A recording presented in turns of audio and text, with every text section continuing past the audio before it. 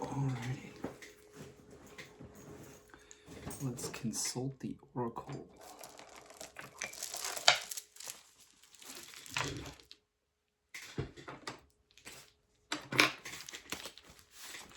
Got these two stones, my last crossing the Great River.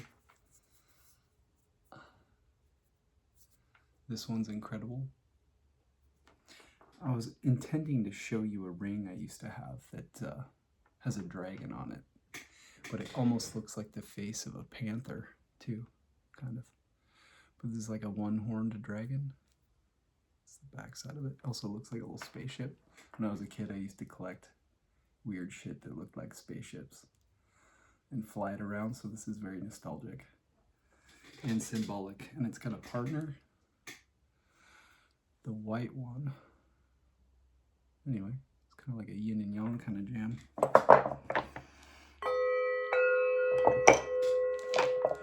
Onward.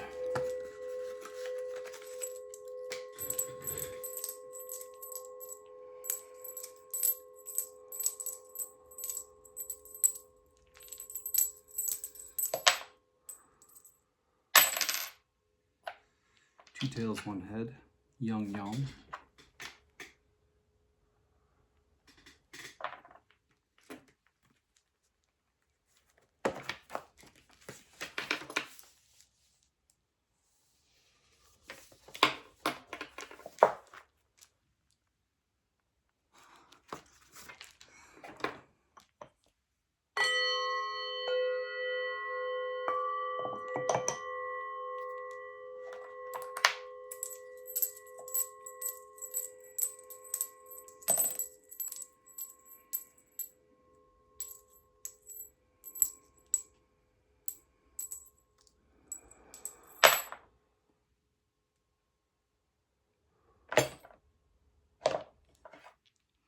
3 heads.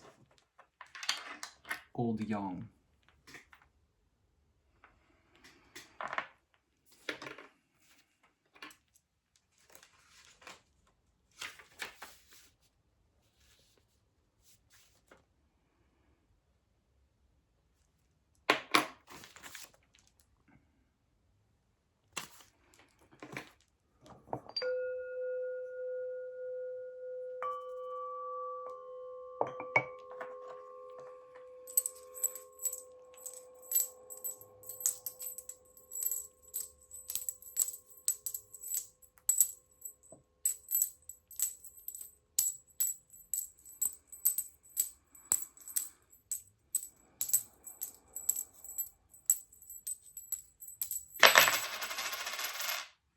Two tails, one head.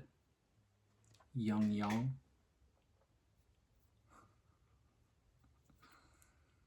Apologies. Fucking cats. Probably mine. Two tails, one head, Yang Yang.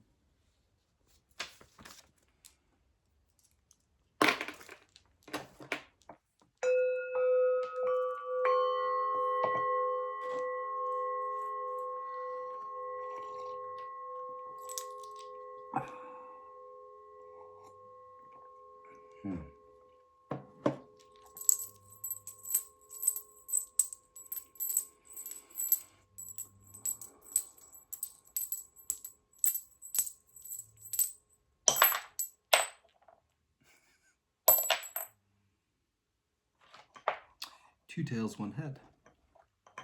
Yang Yang.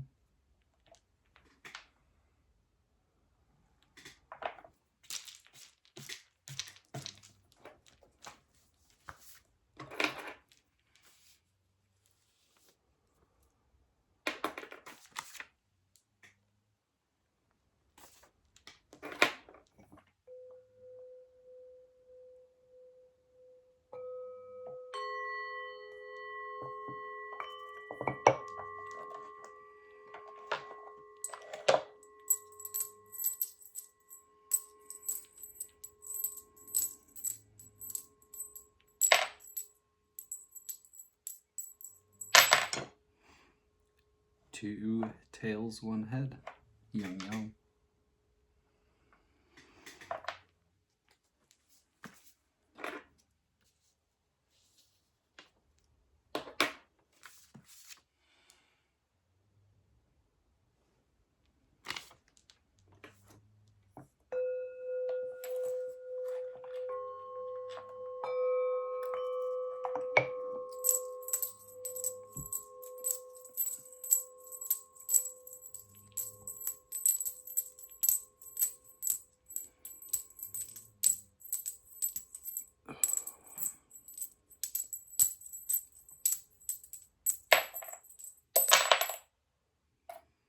Two tails, one head. Yang Yang. I'm smiling because I know that means we got a dragon in our reading, I think. The changing line 2. In hexagram 1, heaven, or the dynamic, our primary trigram, primary hexagram will be read as solid, solid, solid, solid. Oh, we're starting with trigrams here. Whoa, nilly.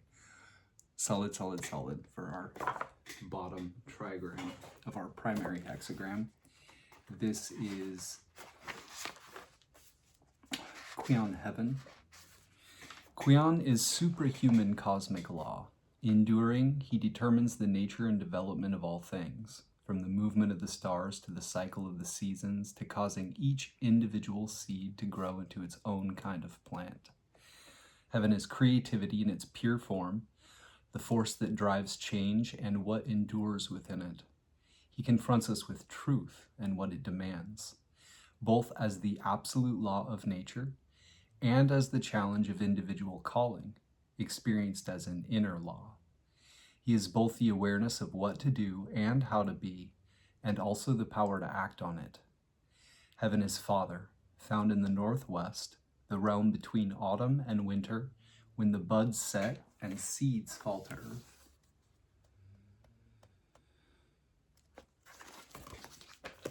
Obviously, our top trigram will be Kuan Heaven as well. So, and our primary hexagram is 1, which I-ming, I believe, calls Heaven.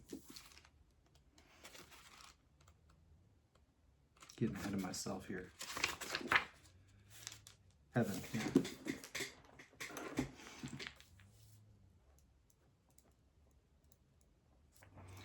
Our supporting hexagram will have a bottom trigram of solid, broken solid, which is Li, fire, and light.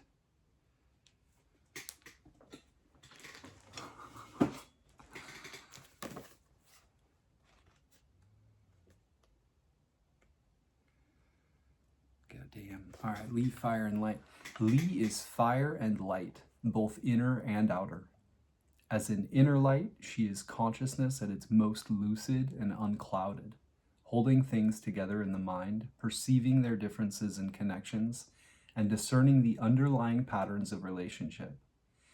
And as well as vision, Li is the light that makes things visible, the power to cast light on things, spreading clarity and the awareness of order. Li is the middle daughter, living in the south, the region of midsummer and the burning sun.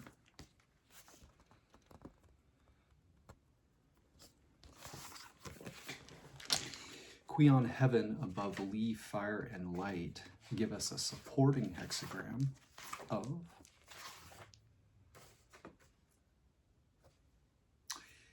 Kuan Heaven above Li, fire, and light 13, which I-ming calls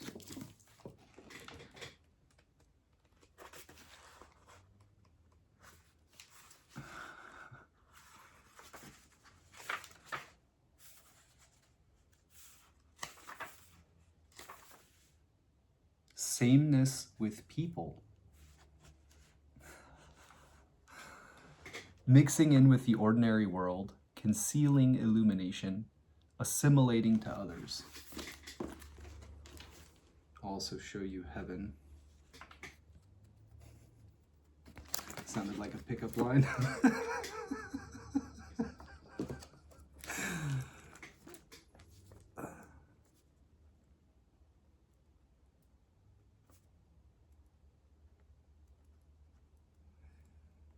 Alrighty. And Heaven, our primary hexagram, says one of the 4 timeless hexagrams, pure yang. It represents strength, firmness, life, innate knowledge, primal unified energy.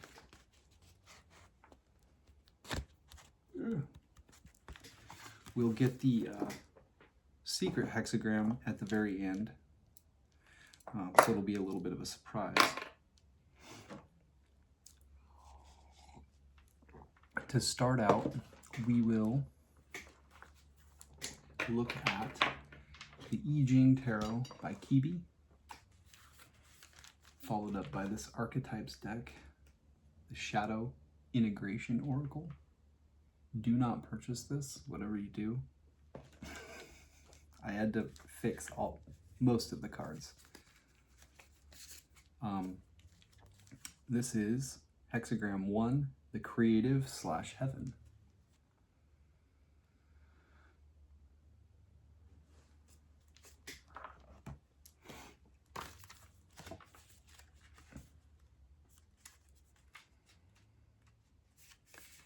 Strong, pure, active, informed, accomplished, reveals the entire process of all things, from incubation to leap forward. Easy to start. The upper line is the stage where things are full and disappear.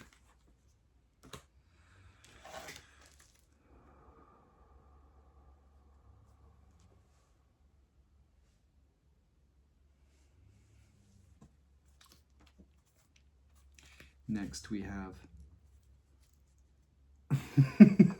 what the hell? I wrote 2.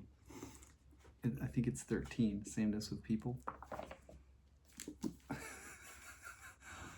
Because I had one before, so apparently my subconscious was clearly the next one is 2. Sameness with people, 13.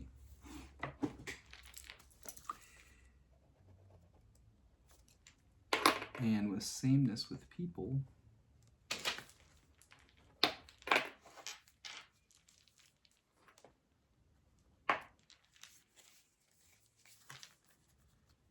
card Heaven disappeared on me.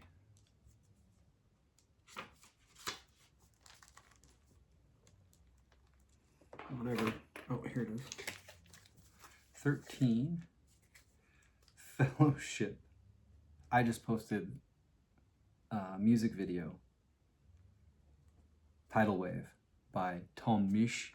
I don't know how to say his last name, and Yusuf Diaz, but it had at the very end of it a hand grabbing another hand under the water. A guy fell off a cliff into the ocean, and there was a girl surfing, and she reached down and grabbed him and pulled him up. As soon as I saw that music video, it reminded me of this card, so it's interesting. Fellowship.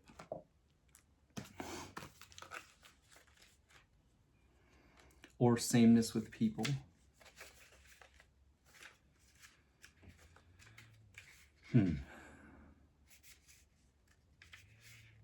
This already feels incredibly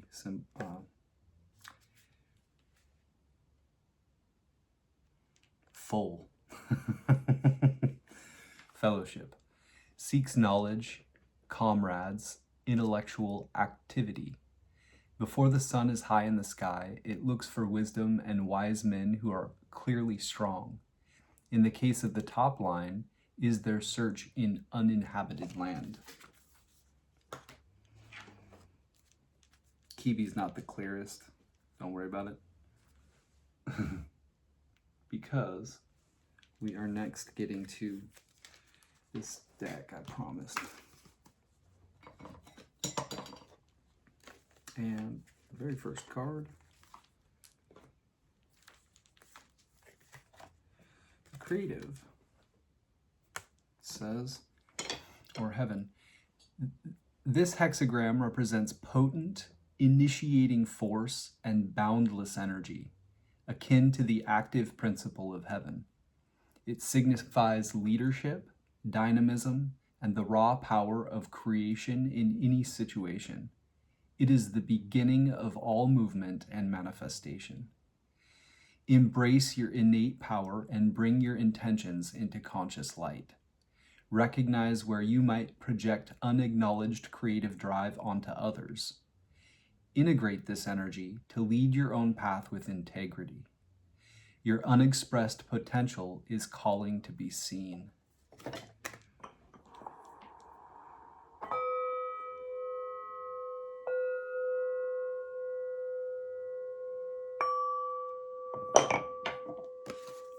And 13.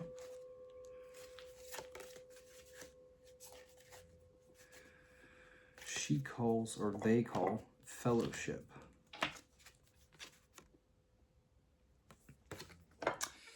Fellowship with men signifies gathering with like-minded individuals for a common purpose, based on openness and shared ideals.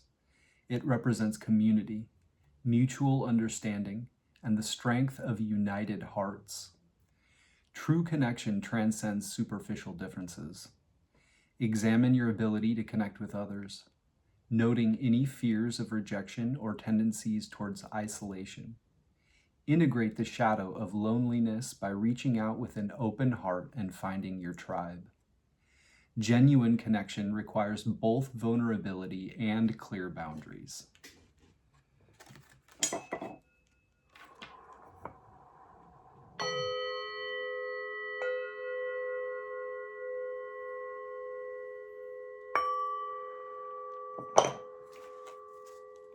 Very nice.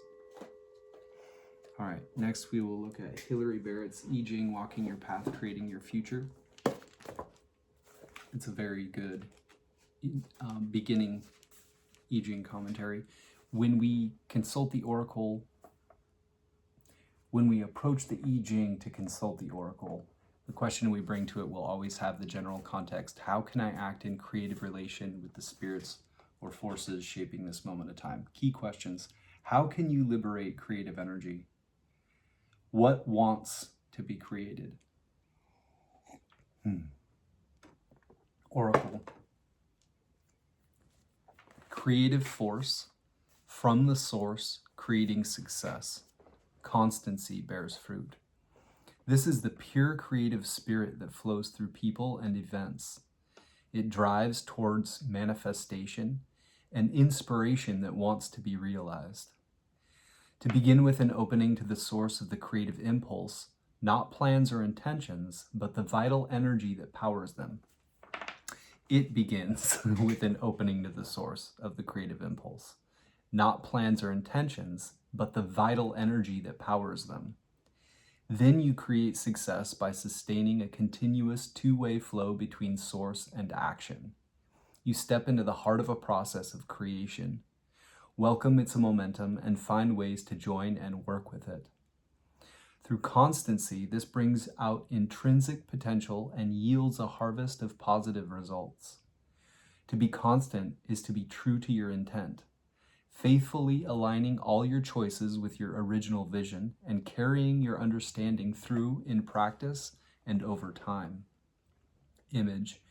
The heavens move ceaselessly. A noble one in his own strength does not pause.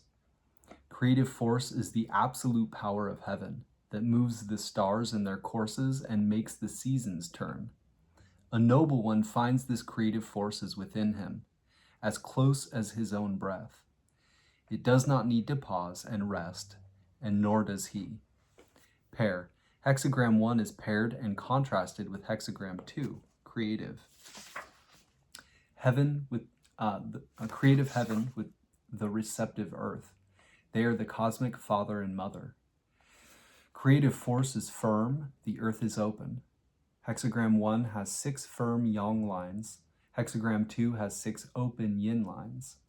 The two together bring the world into being. Idea and work, outpouring and receiving, inspiration and manifestation. Hexagram 1 marks a time for pure creativity, rather than for questions about what might be possible in practice.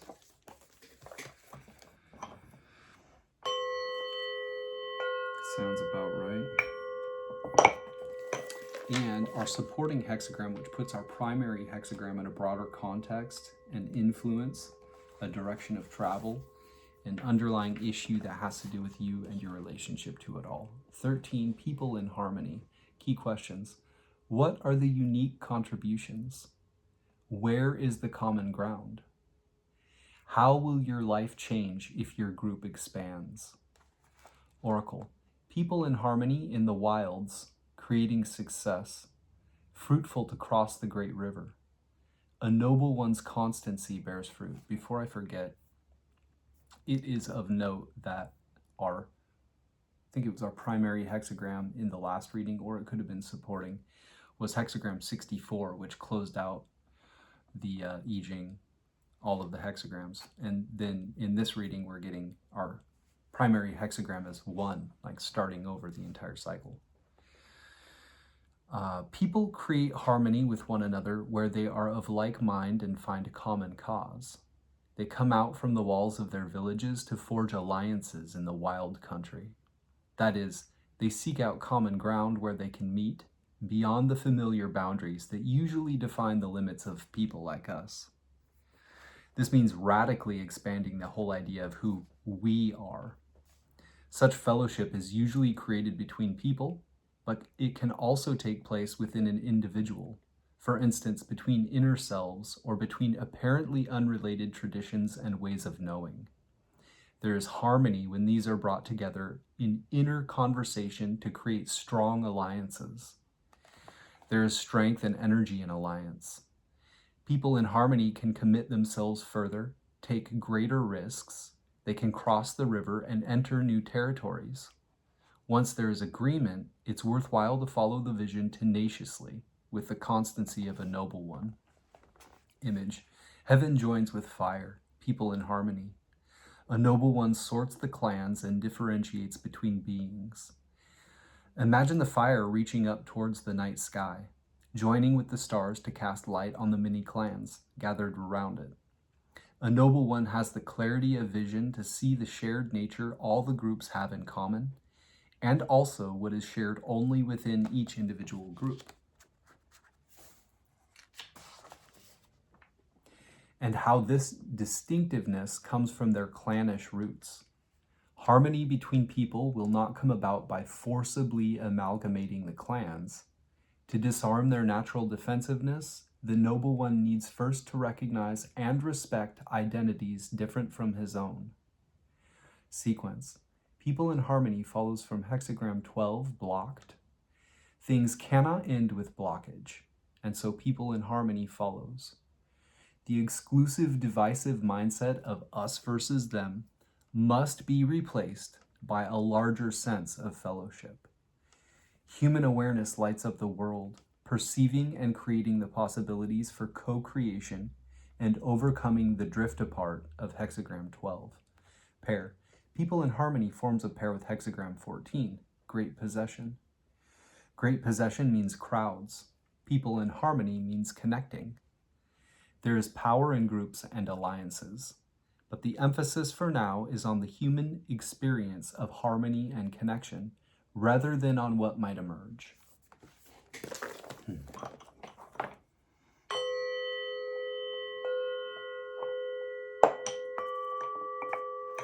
And next we will look at the changing line 2, which puts a pin in the map to say you are here, or at least here are some places you may find yourself, takes precedence over all other elements, and is the most focused part of the reading. Changing line 2 has the general context, the heart's perception, the emotional center, where you make and feel connections. Hexagram 1, changing line 2. See the dragon in the fields, fruitful to see great people. The dragon emerges into the expansive field of possibilities. You are called on to see the huge creative potential here, ready for you to work with. Seeing great people may mean seeking out those who can provide information and guidance to help you make the most of this potential.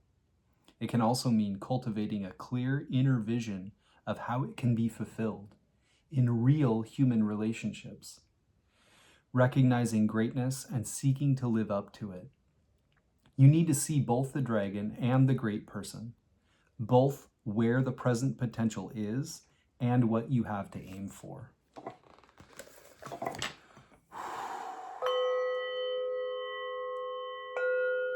The fact that that had to do with people coming together is interesting, as our supporting hexagram is people in harmony. It says, seeing great people may mean seeking out those who can provide information and guidance to help you make the most of this potential. It can also mean cultivating a clear inner vision of how it can be fulfilled in real human relationships, recognizing greatness and seeking to live up to it.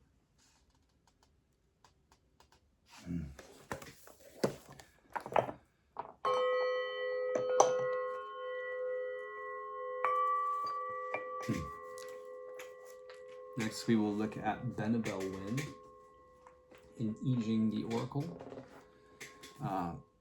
An updated translation annotated with cultural and historical references, restoring the I Ching to its shamanic origins. Get this book. Get it. Get it now. I know you want it. You can't have mine. You can, in the form of me reading it to you, every other week or however long. Hexagram 1, Qian, creative power, the oracle. Heaven's blessing, the creative power awakens a dragon. What had been hidden is now ascending. Take pause before you proceed on your endeavor. Be assured of your course of action before you proceed. Know who you are. Know where you came from. Be humble and modest. Be above reproach. Then those who seek to harm will be rendered harmless. You will become the dragon that emerges from the depths, visible and rising above your peers. A pillar of beneficent astral light guides your movements. You face a moment of choice, the temporal or the spiritual. Endurance and patience will be required of you, as what is to unfold shall do so for a prolonged length of time. The chi of heaven is full of vigor, powerful in action, and heals what is ailing. Harnessing the chi of heaven, the sage strives to be strong and capable, and never ceases in that striving.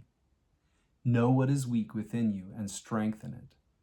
The sage maintains power by using that power for the greater good, aligned with the divine, and not to further any self-interest. When the directive power above increases, so does the direct power below. It is now a period of expansion for you.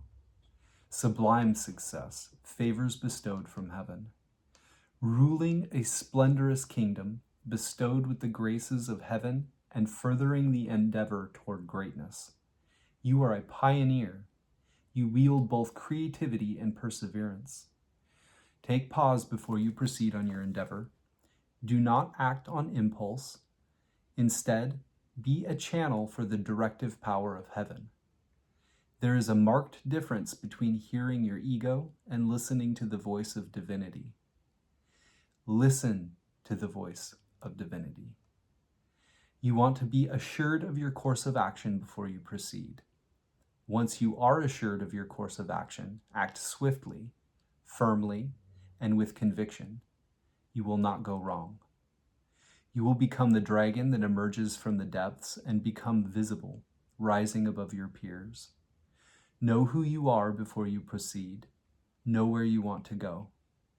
If and when you can say for certain to yourself who you are and where you want to go, your creative power shall align with your will, and your will shall align with the divine will, and divine will shall bring you immense success and fulfillment.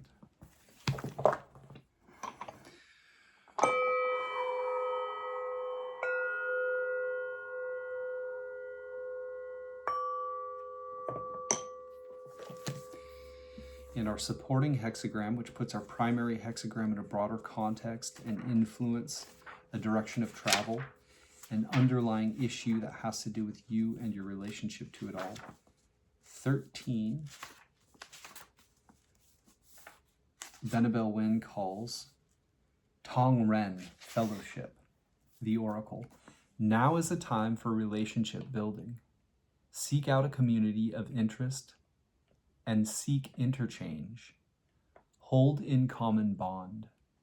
Consider the relationships you build, both social and professional.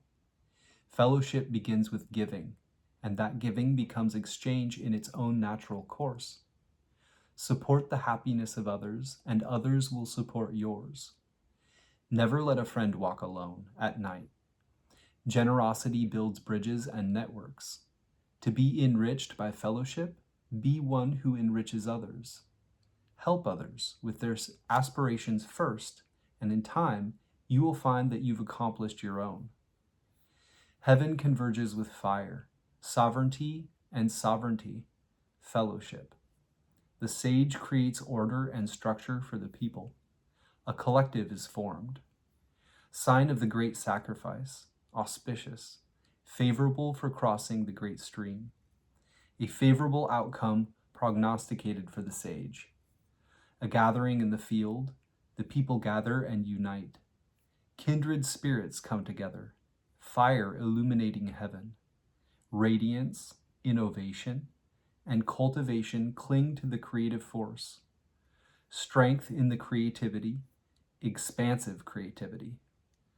Fire ascends upward toward the sky, uniting with it. Synthesis.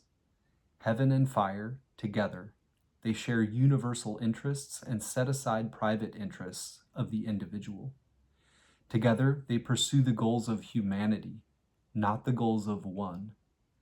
With such unity, all difficulties and dangers can be overcome. For such a fellowship to form, there must be one enlightened leader who inspires and guides the fellowship with the leader's inner clarity and outer strength. The leader must know that a fellowship is not a mere intermingling of different individuals. Fellowship requires order and organization under the clarity, strength, and guidance of that one leader. The leader will set up a specific mission with a vision that unites the community, inspire with a call to action, convey the urgency and timeliness for working in unity.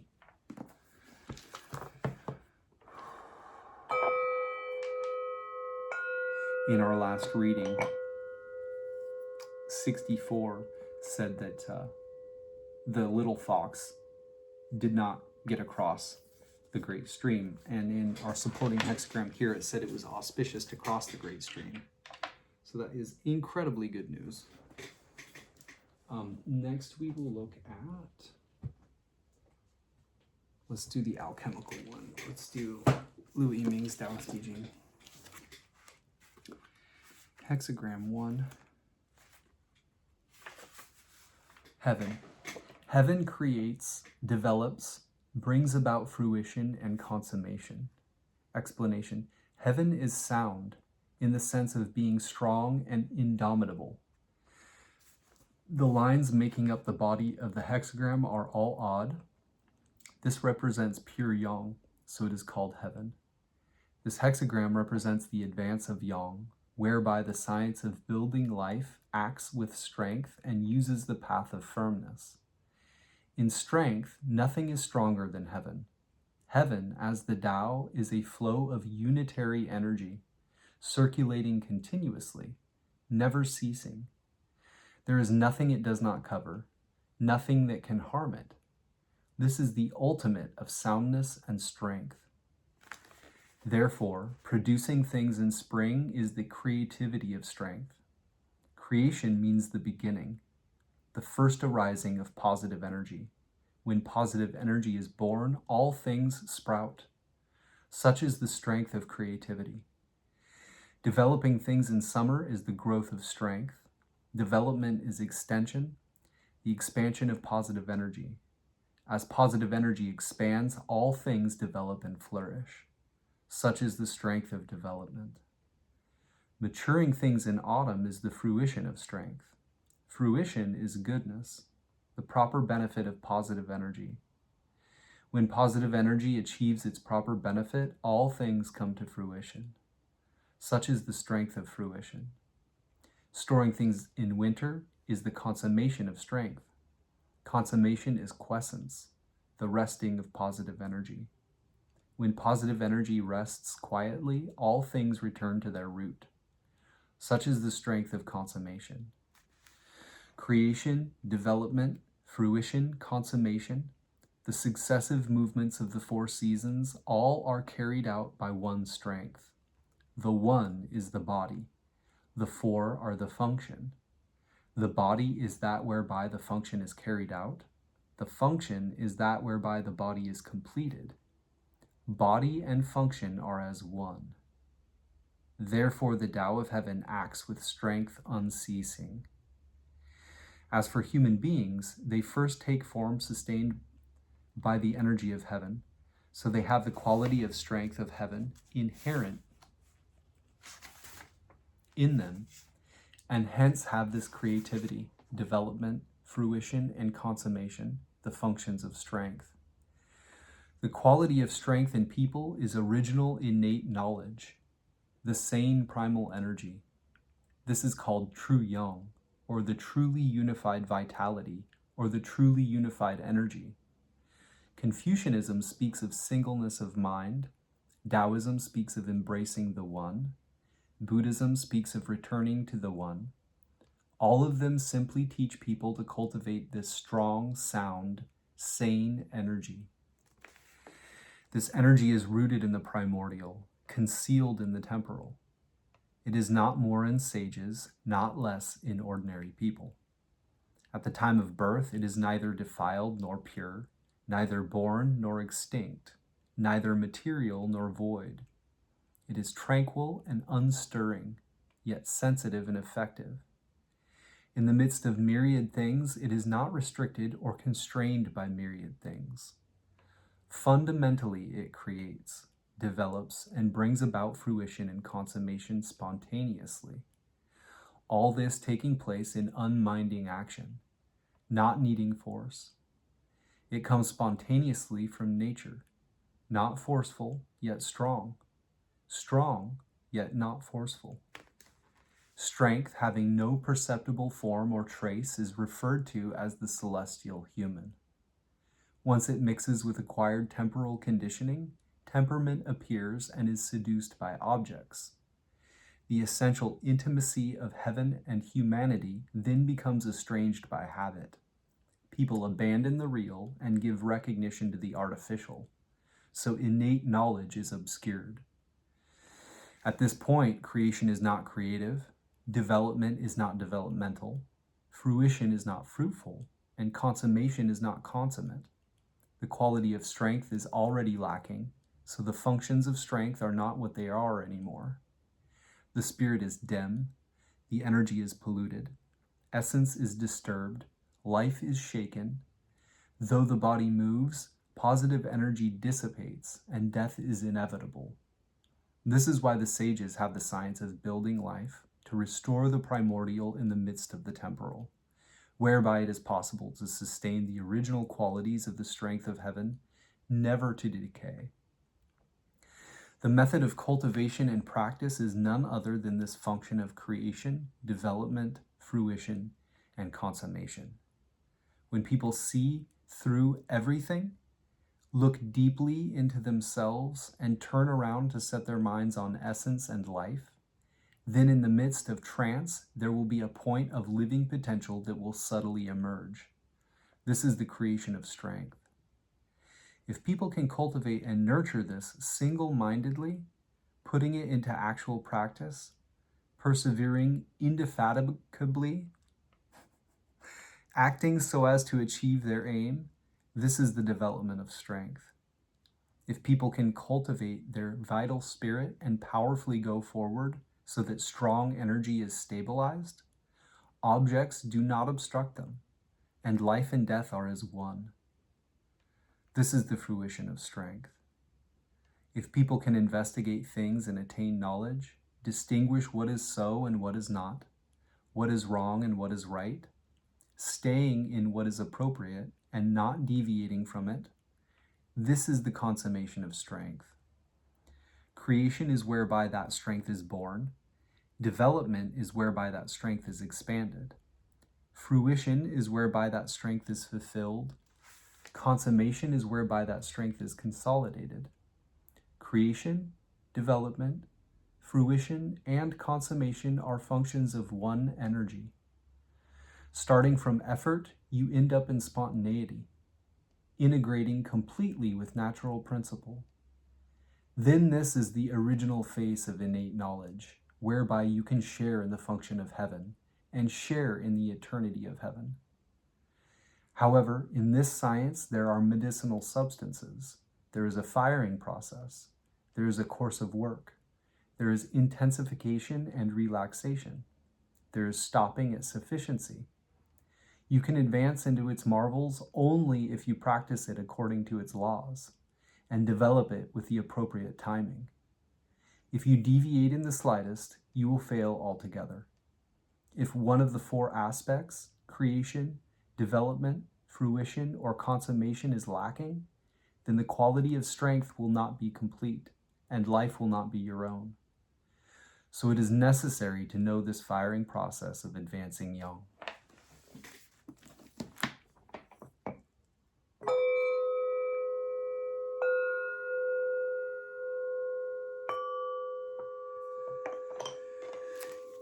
And we will also read the commentary section in the back of our primary hexagram one, and then we'll read the supporting.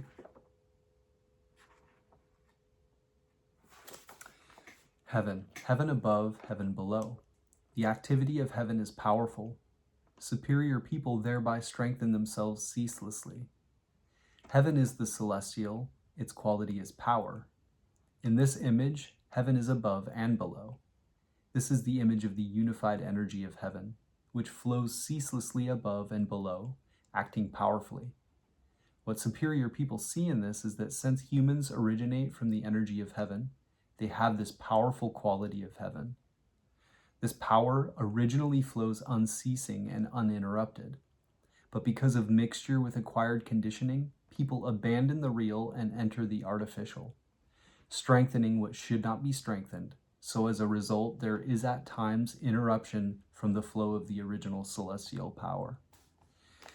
Therefore, superior people work on the activation of the celestial power, temporarily using the artificial to cultivate the real, restoring the primal while in the midst of the temporal, strengthening themselves ceaselessly.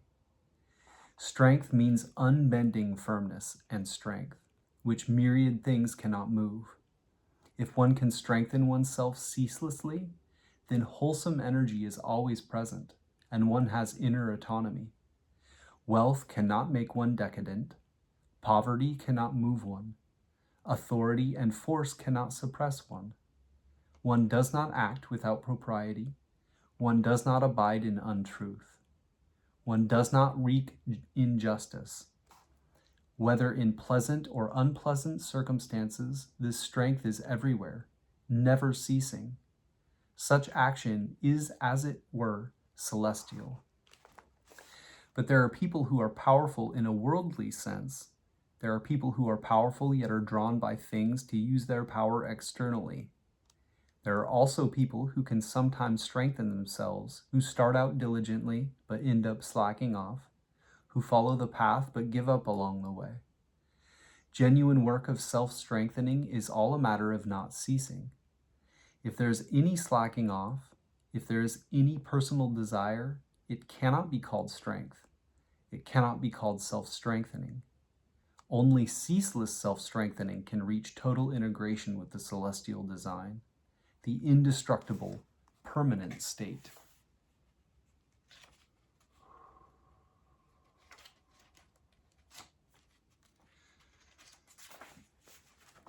Heaven is the order of life.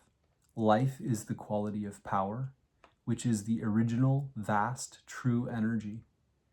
Because it has neither shadow nor form, yet is lively and active, flowing ceaselessly, it is called energy. Because it is most great and most strong, filling the universe, it is called power. Because it is the master of myriad beings, the progenitor of yin and yang, the root of creation, it is called the order of life. Energy, power, life, all are one strength. The work of life building is consummated in self-strengthening without cease. This is the science of following the pattern of heaven.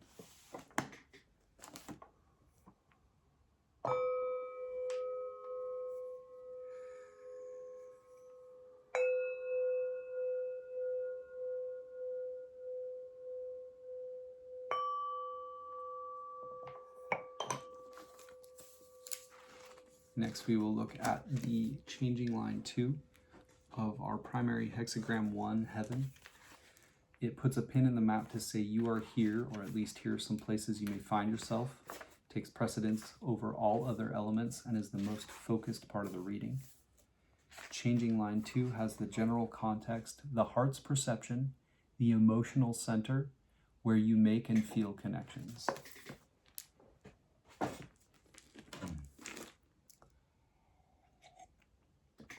I also got these bricks. There was a shell as well, but I couldn't find it when I crossed the river. The first time I saw bricks in the water at this river that we live near. But I set them down here, kind of like the High Priestess card with the 2 pillars. But here they are. This one's just like broken ass bricks. Anyway, incredibly significant crossing, and so, I brought back souvenirs. I like to have a memorial of sorts of various crossings whether they be physical crossings or just, you know, internal. Sometimes both. The thing's so long. All right. Changing line 2 of hexagram 1, heaven. Seeing the dragon in the field, it is beneficial to see a great person. Explanation. When strength gains balance and is not one-sided or partial, firmness and flexibility match each other. This is like seeing the dragon in the field. The living energy is always there. Natural goodness is not obscured. The spiritual embryo takes on form. A great person is one who does not lose the innocent mind of an infant and is therefore beneficial to see.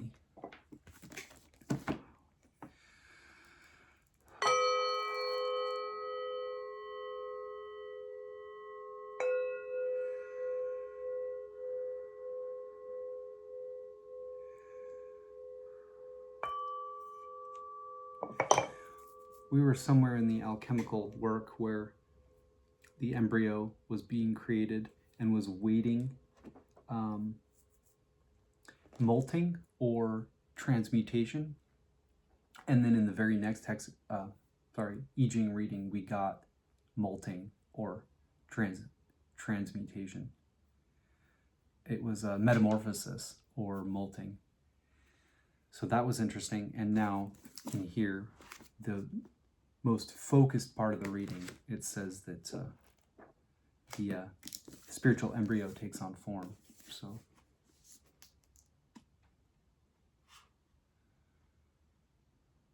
we have arrived, essentially.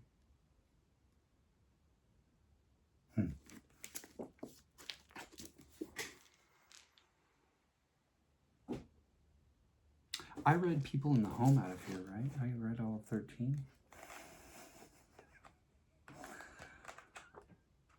Pretty sure.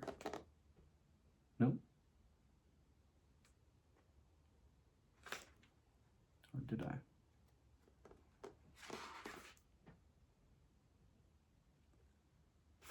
I don't think I did. Did this whole... Okay, let's check here, 13.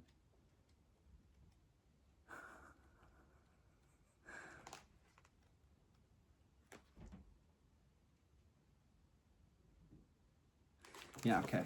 Apologies. We do need to read from the supporting hexagram, which puts our primary hexagram in a broader context and influence a direction of travel, an underlying issue that has to do with you and your relationship to it all. Sameness with people. Sameness with people in the wilderness is developmental. It is beneficial to cross great rivers. It is beneficial for a superior person to be upright. Explanation. Sameness with people means other people and oneself are as one.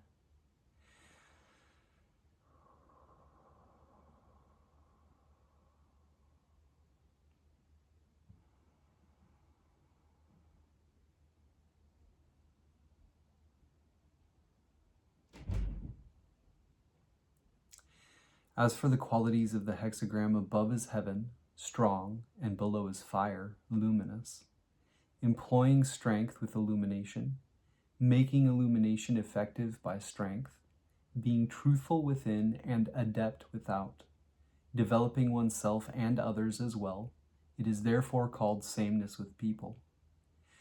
This hexagram represents mixing in with the ordinary world, concealing one's illumination, skillfully assimilating to others. It follows on the previous hexagram, tranquility. In tranquility, yin and yang match each other. Strength and receptivity are united. When practitioners of Tao reach the point where yin and yang are balanced, strength and receptivity are unified, and the spiritual embryo is formed. Then they can merge with the ordinary world, hiding their illumination to cultivate advanced practice. But to mix with the ordinary world, concealing one's own light, requires great impartiality and impersonality. This is a matter of being selfless. If there is no self, there are no others. When there is no self or others, the sense of others and self leaves. When the sense of others and self leaves, then others are oneself, and oneself is identified with others. This is like the skies covering everything, like the sun's shining everywhere. One can thus return others and self to emptiness. Being like others in the wilderness, as it were, this assimilation being unfailingly developmental. The wilderness is a vastness where there are no people. Being like people as though in a wilderness means there is no image of self, no image of others, no image of people. If one cannot be the same as other people with a true heart, and can only be the same as them in favorable circumstances, but not in adversity, only in times of ease, but not in danger, then this sameness is not true and not sure. It just says not true and sure, and is ultimately not developmental. When the text says it is beneficial to cross great rivers, it means that if one can go along through situations of danger and difficulty, then where there is no danger or difficulty, wherever one goes, it will be beneficial. Every ordinary person in the world assimilates to others, but most people do so for personal reasons and do not do it correctly. They assimilate to those they should be the same as, but they also assimilate to those whom they shouldn't be like. This is not the meaning of sameness with people in the wilderness. Therefore, the benefit of crossing great rivers is beneficial insofar as one is upright like a superior person. The superior person assimilates based on correctness, not on sentiment. What is correct is only a matter of what is right and true. Sentiment changes, while truth has no change.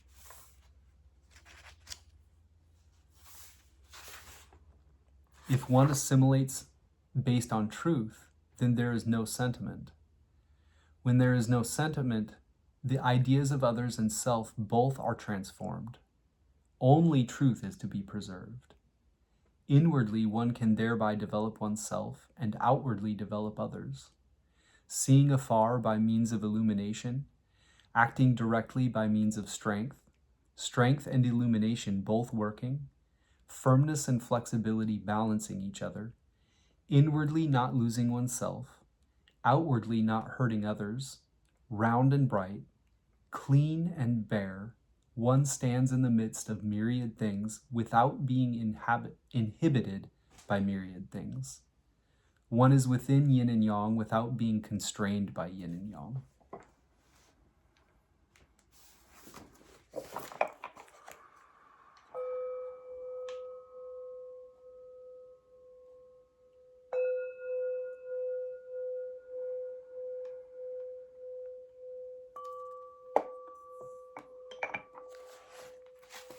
And the commentary section. Birds are waking up. Birds fall from the window ledge above mine. Then they flap their wings at the last second. 13, sameness with others. Heaven above, fire below. Heaven with fire, sameness with others. Thus do superior people distinguish things in terms of categories and groups. Sameness with others means being the same as other people. Above is heaven, below is fire.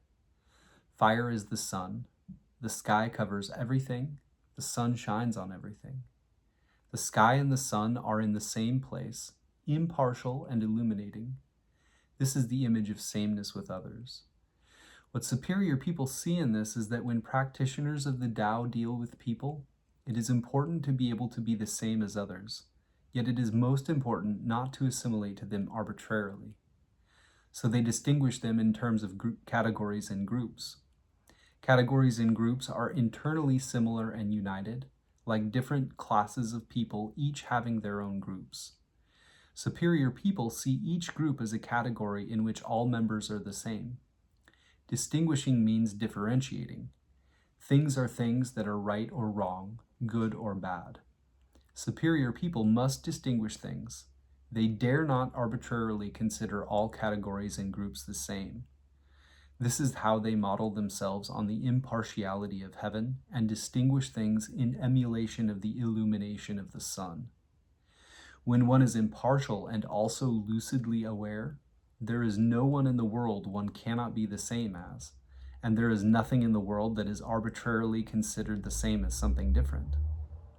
This is because superior people assimilate by means of the Tao, not in terms of mentality. They assimilate by means of reason, not in terms of personality.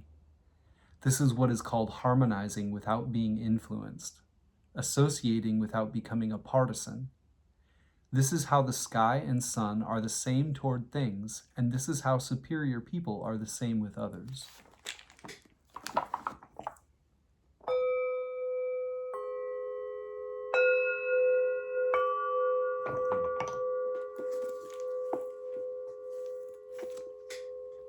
Next, we will look at James de Corn's Gnostic Book of Changes, which I've left links to in the description box below. He has assembled several I Ching commentaries, English translations of, into one helpful place. He is a practitioner of the Tao himself and quotes people like Carl Jung and things like the Kabbalah. Basically, it's kind of like a laundry list of different entries, and then we get to the bottom where he sums it all up. Hexagram 1 he calls the dynamic. Other titles might be the creative, the symbol of heaven, the creative principle, force, the key, creativity, the originating, creative power, primal power, yang, the life force, kundalini, God the Father. Judgment, leg. The dynamic represents what is great and originating, penetrating, advantageous, correct, and firm. Wilhelm/Baines, the creative work's sublime success, furthering through perseverance. Blofeld, the creative principle, sublime success, persistence in a righteous course brings reward. Liu, the creative brings great success, benefiting all through perseverance. Ritzimus/Karcher, force, spring growing, harvesting trial. This hexagram describes your situation in terms of the primal spirit power that both creates and destroys. It emphasizes that dynamic, unwearied persisting, the action of force, is the adequate way to handle it. To be in accord with the time, you are told to persist. Slothnacy, the key, primary reception, beneficial to determine. Clary 1, heaven creates, develops, brings about fruition and consummation. Clary 1, the creative is successful. This is beneficial if correct. Wu, the originator is primordial, pervasive, prosperous, and persevering. The image. Leg, heaven in its motion gives the idea of strength. The superior man, in accordance with this, nerves himself to ceaseless activity. Wilhelm/Baines, the movement of heaven is full of power. Thus, the superior man makes himself strong and untiring.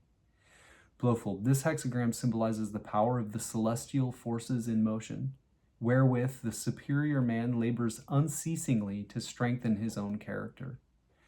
Liu, heaven moves powerfully. The superior man strengthens himself unceasingly. Ritzimus/Karcher, heaven moves persistingly. A Chun-Tzu, or chief son or superior person, uses originating strength not to pause. Cleary 1, the activity of heaven is powerful. Superior people thereby strengthen themselves ceaselessly. Wu, heaven moves in full strength. Thus the Chun-Tzu, or chief son or superior person, strives ceaselessly to be self-reliant. Commentary, Confucius/Leg, all things owe their inception to the vast and originating power of the dynamic. It contains all the meaning of the word heaven. Clouds move, rain falls, and the myriad things appear in their created forms. The sages comprehend the link between the end and the beginning. They understand how the changes of the 6 lines of the hexagram are accomplished, each in its season, and with this knowledge they ascend toward heaven as though mounted on 6 dragons. The intent of the dynamic is to transform everything so that it reflects its correct nature as originally conceived by the mind of heaven. Thereafter, this great harmony is preserved in union and firm correctness. The sage appears aloft, high above all things, and the myriad states are harmoniously united. Leg. For the Chinese, the dragon has been from the earliest times a symbol of dignity, wisdom, sovereignty, and sagehood. It is the symbol of the superior man, and especially the great man, exhibiting all the virtues and attributes of heaven. Although the dragon's home is in the water, it can disport itself on land and also fly through the air. The sage rules in the world of men as heaven rules nature. He sees the connection between the end and the beginning as the law of cause and effect in the operations of nature and human affairs. The various steps in that course are symbolized by the lines of the hexagram, and the ideal sage, conducting his ideal government, is represented as driving through the sky in a carriage drawn by 6 dragons. Notes and paraphrases. Judgment. The dynamic is the life force itself. The superior man tirelessly furthers the great work of transformation. The image of a dragon appears in every line of this hexagram except the third. Like most symbols, the dragon has both a positive and a negative aspect. In Western myth, it is usually an adversary which the hero must conquer before he can obtain a treasure, or often a captive maiden. The Chinese, on the other hand, regard the dragon positively.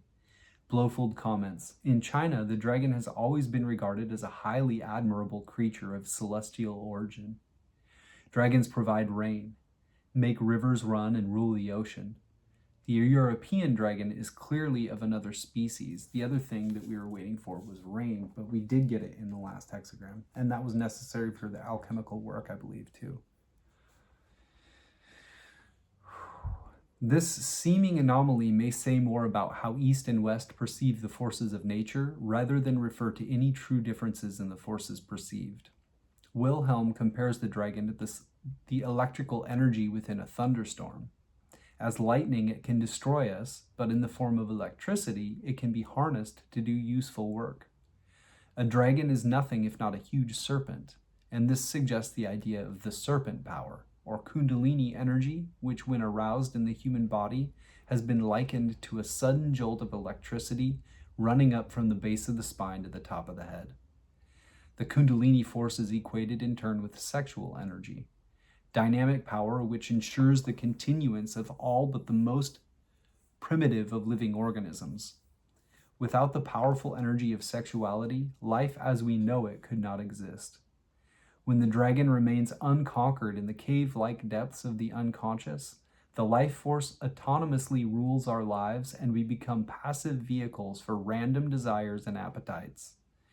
This electricity will flow wherever it finds a circuit of least resistance. And under these conditions, an individual's life is largely created by chance and circumstances. When one begins the work, the task of individuation, one assumes the role of the hero or warrior who does battle with the dragon in order to bring it under his will. This is a great struggle, and success is not guaranteed. But if one is able to control the primordial power of the life force, the treasure, or the maiden, which in the male psyche amounts to the same thing, is obtained. This is tantamount to attaining a higher level of consciousness. In its highest form, it constitutes enlightenment. The symbolism of all of the hexagrams works on many different levels, and this is especially true of the first two, which must be studied together for a full comprehension of each. Kabbalists, for example, will recognize in these two figures the same forces found in Chakma and Bina on the Tree of Life. For the purposes of this comparison, it must be noted that the first hexagram symbolizes heaven and the second symbolizes earth, force, and form. As consciousness is to the body it inhabits, so force is to form and heaven to earth. Form is magnetic or negative in polarity, and force is dynamic or positive. In esoteric symbolism, heaven does not mean the universe above us, it means the consciousness within us. This polarity is also reflected in the relationship between the ego and the self. In a properly regulated psyche, the ego is always magnetic to the dynamic self. A quote from F. Hartman in Paracelsus, Life and Prophecies. There is an invisible universe within the visible one, a world of causes within the world of effects. There is force within matter, and the two are one, and are dependent for their existence on a third, which is the mysterious cause of their existence. There is a world of soul within a world of matter, and the two are one, and caused by the world of spirit. Suggestions for meditation. To get a fuller grasp of the numinously beautiful structure of the I Ching and the transcendent reality which it reflects, one should meditate on each of the hexagrams as often as possible. One can never exhaust their meaning. The first two hexagrams, because they are the cosmic parents of all the others, are especially rich in their associations.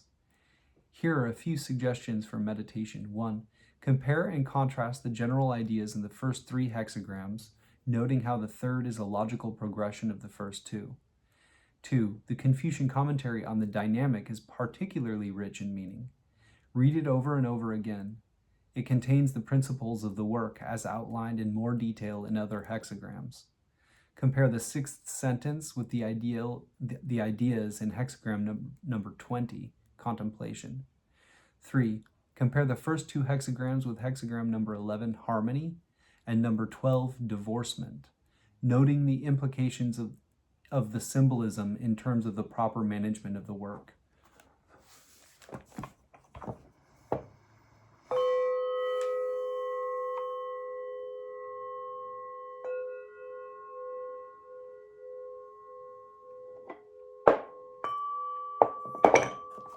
In our supporting hexagram, which puts our primary hexagram in a broader context and influence, a direction of travel, an underlying issue that has to do with you and your relationship to it all.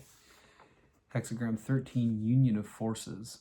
Other titles might be fellowship of men, the symbol of companionship, lovers, beloved friends, like-minded persons, concording people, gathering men, sameness with people, universal brotherhood, fellowship, community, united, human association, union of men, integration of forces, minor synthesis, cliques, concordance, to be in accord with, confirmation, judgment, leg.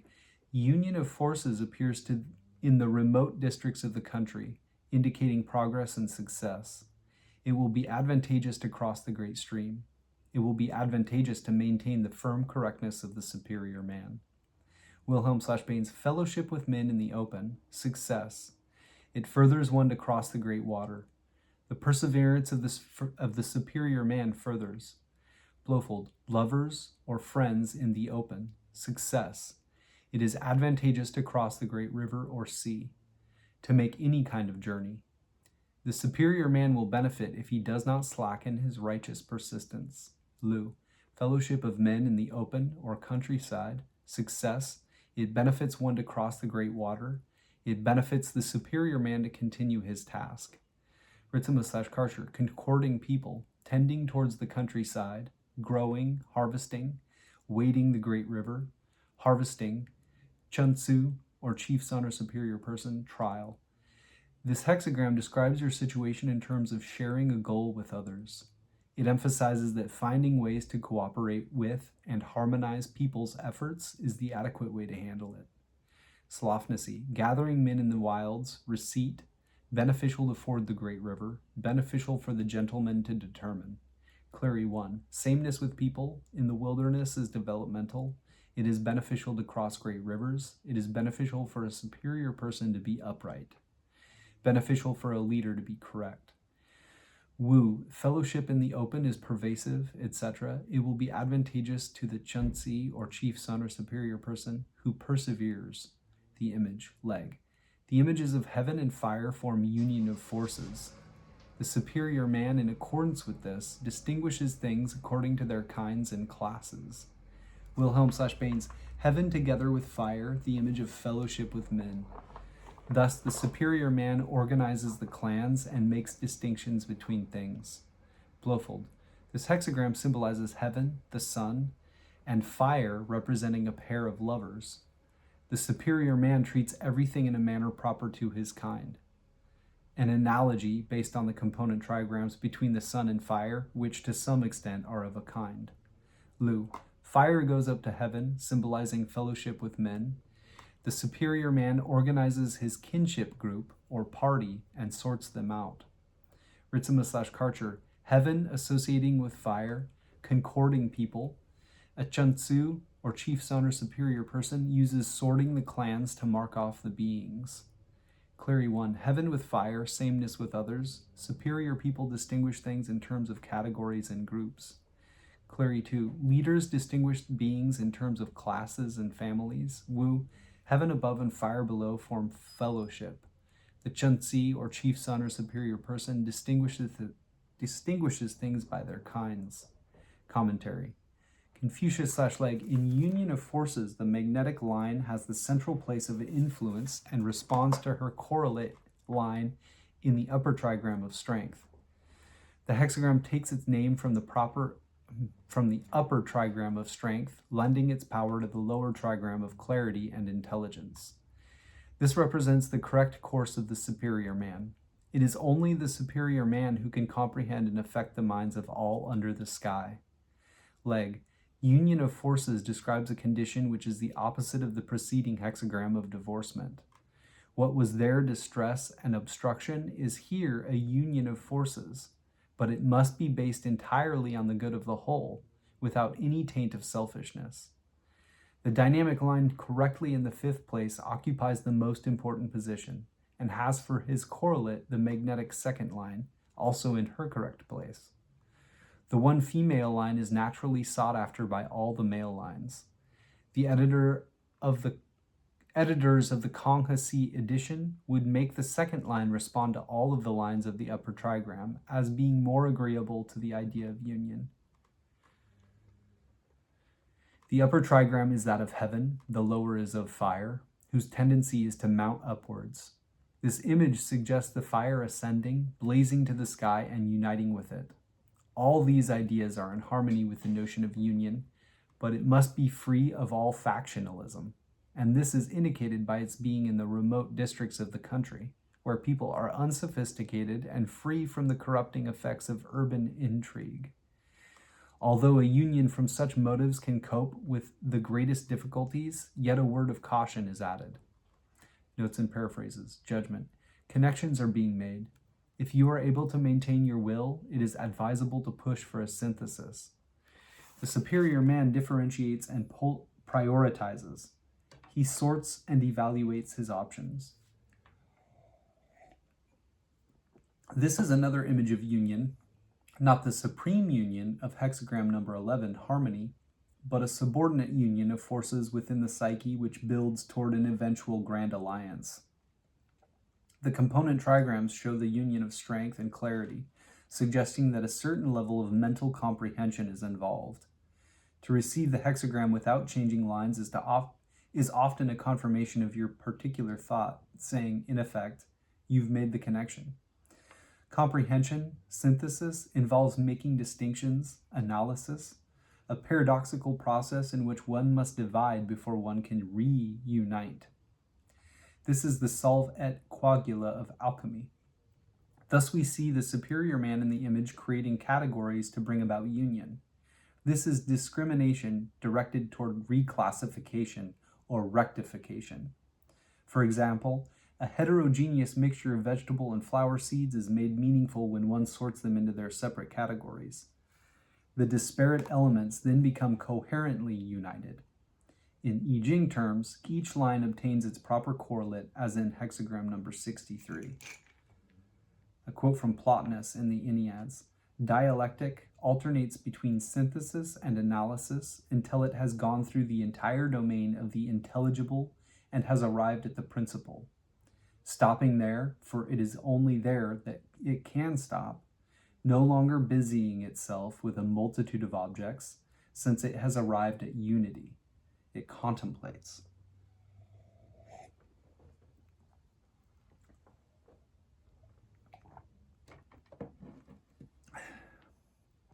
Once you get to the top, the ladder's no longer necessary. Once you cross the river, the boat's no longer necessary. The Chinese name of this hexagram includes the word Zhen, which is apparently a difficult concept, since many philosophers have spent a good deal of energy in trying to define it.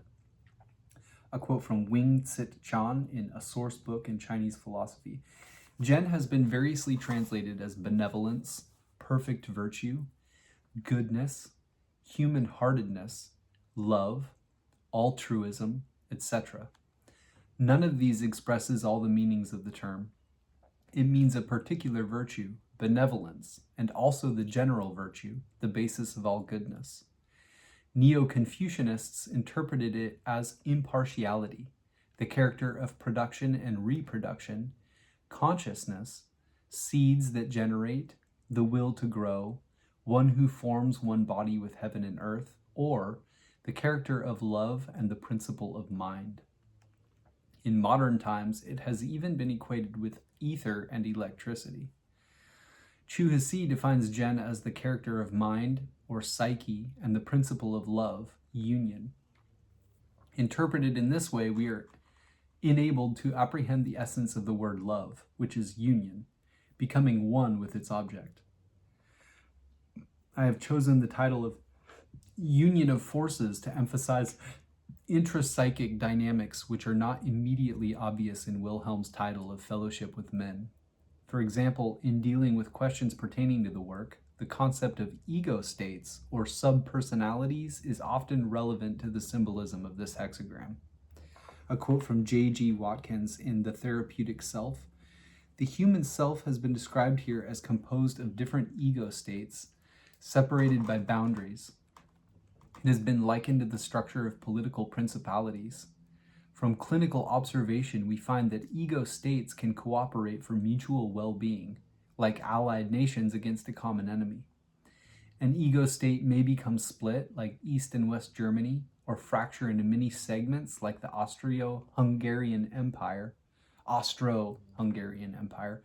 Ego states may become cognitively dissonant and hostile to each other, like Syria and Israel. In fact, the behavior of ego states within an individual is not unlike that between individuals, and between those groups of individuals called countries. Why should the behavior of human stuff not be substantially similar at all levels of its organizations? The evidence of self-division into ego states is significant, and an equally tenable hypothesis might be that the states and boundaries of political entities have been imposed by men on each other because these represent an externalization of the internal divisions in their own selves." This hexagram's shadow side reveals circumstances preventing the union of entities or forces, more than those conditions promoting fruitful affiliation. Note that only the first and fifth lines of the figure depict a positive synthesis. The first one is minor, and in the case of line 5, union is attained only after much struggle. Line 2 reveals a clique or faction situation opposed to the general welfare, and lines 3 and 4 are images of recalcitrant forces unable to either join or attack the alliance. The sixth line depicts a partial union, probably the most common outcome in general experience, which the Confucian commentary nevertheless minimizes. Out of 6 lines, then, only 2 describe anything like complete fellowship. I have received this hexagram without changing lines when the context of the question revealed an incestuous clique-type situation. Incestuous was like this. Clique-type situation, so not all fellowship or union of forces is necessarily an ideal configuration.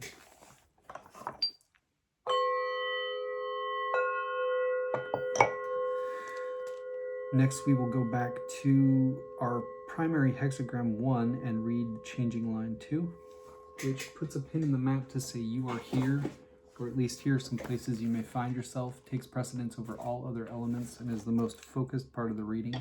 Changing line 2 has the general context, the heart's perception, the emotional center, where you make and feel connections. Hexagram 1, heaven, changing line 2. Leg. The second line dynamic shows the dragon appearing in the field. It will be advantageous to meet with the great man. Wilhelm/Bain's dragon appearing in the field. It furthers one to see the great man. Blofeld. The dragon is perceived in an open place. It is advantageous to visit a great man. Commentary. Confucius/Leg. The diffusion of virtue's influence has been wide. Confucius/Leg. The diffusion of virtuous influence has been wide. Wilhelm/Bain's already the influence of character reaches far. Bluffold. The great man's deeds are everywhere distributed. Ritzimo/Karcher. Actualizing Tao, spreading out throughout indeed. Actualized Tao is the ability to follow the course traced by the ongoing process of the cosmos, linked with acquire, acquiring that which makes a being become what it is meant to be. Wu. Because his virtue is being widely recognized.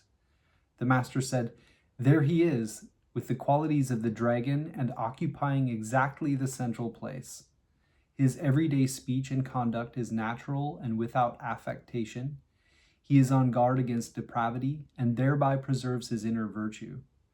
The world recognizes his power because he does not call attention to it. Such expressions of integrity are the qualities of a ruler and transform the world. Miscellaneous notes. The time still requires him to be unemployed. All under heaven begins to be adorned and brightened. The correct accumulation of power creates beneficial results. The superior man consolidates his perceptions and evaluates their implications with bemused detachment, as befits a virtuous ruler. Leg. We have the superior man developing by means of processes described into the great man with the attributes of a ruler, the appearance of whom is a blessing to men.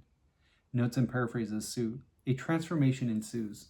The man appears among his peers, although not yet in a position of authority. His virtues are displayed and his goodness becomes known. The prognosis is good for his impact upon the world. It is propitious to see him. Wing. Take note of a person who is active in the field of your interest. Although he may not be in a position of creative power, his conduct is above reproach, and therefore he has significant influence. It would be to your advantage to align yourself with him. Editor. A field is a wide and open place where movement is relatively unrestricted. The dynamic force here has room to move in any direction. To ensure that this energy moves in the proper direction, we are counseled to maintain a firm connection with the great man. The best that is in us, our highest intuition or inner voice, the self. The imagery of the line therefore suggests the expansion of awareness or of coming into one's power. It does not necessarily counsel action. A quote from M.L. von Franz. We should watch the activity of the self within ourselves and try to make it an influence in our actual life. If, for instance, I have a dream that I should do something, since our hypothesis is that the dream is to speak a letter from the self, that would be an activity from the archetype of the self. And to give that to the dragon to eat would mean that I make it valid for the body of my actual physical life, i.e. my decision whether I do this or that from morning to evening. James Acorn breaks changing line 2 down into 2 possible succinct definitions, A and B. A, you are beginning to get the idea. Stay connected to avoid going astray. And line B, power accumulates. Stay in touch with your highest potential to ensure that this energy stays focused on the work.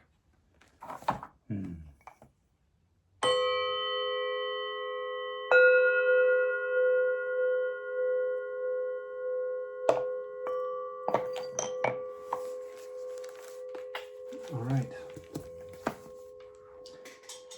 Now, are we already summing up the reading? I think we are. Yeah. Randomly drawn chapter from the Tao Te Ching while we sum the reading up. Oh, no, Browne Walker. Ha ha ha. Yes. I didn't want to end yet. Give it to me, Browne Walker. Somebody recommended this on my channel, and I picked up a copy, and I'm so glad I did. It wraps things up, I think, pretty well. Hexagram 1, Chien, or the creative. If you are alert to the creative, you will meet with good fortune now. This hexagram signals a time when the fundamental creative power of the universe is available to you. An unrestricted outpouring of benevolent energy from the heavens makes possible profound progress for those who are conscientiously following proper principles. Frantic activity is not in order. Your responsibility instead is to be open and receptive to the higher power, allowing it to guide your actions. By allowing inferior thoughts and habits to pass away, you make room for an expansion of your superior qualities, which leads inevitably to good fortune. In your conduct with others, embody tolerance, reticence, and gentleness. Strive to meet others halfway in every situation. To overextend yourself or require that of another is to create an undesirable imbalance. Your attitude toward the sage is most important. Alertness and receptiveness are paramount. To receive the powerful assistance of the creative, remain humble, patient, accepting, and responsive. Careful attention to truth brings vast rewards at this time.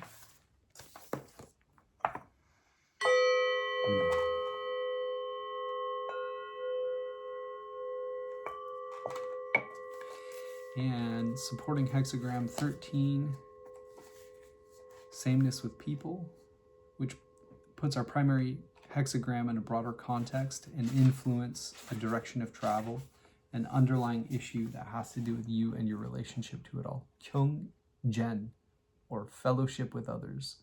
In fellowship with others, embody the principles of the sage. This hexagram addresses the proper basis for relationships with others. It generally comes as a sign that some kind of self-correction is in order in this arena. Proper relationships, whether in love, work, family, or friendship, must be founded on and conducted under proper principles in order to succeed. Our model for how to behave with others is the sage. In relating, we are obliged to practice kindness, humility, correctness, equanimity, and openness.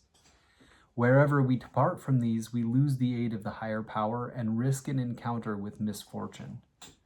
The fundamental rule of the I Ching for the conduct of relationships is that they take place in the open. This means that every facet of the relationship should be seen as fair and correct by everyone concerned, not just yourself. It also means that it is improper to enter into or continue in relationships with unspoken reservations or hidden intentions.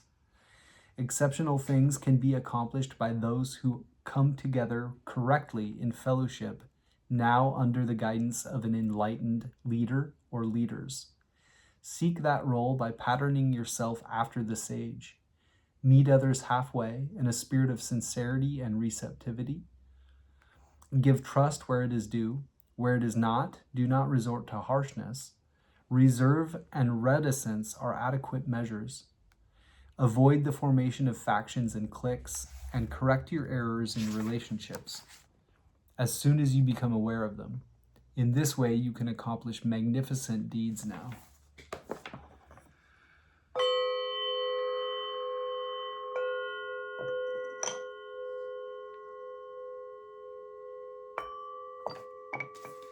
And supporting hexagram 13. Wait, did we just do that? Man, I am like losing it.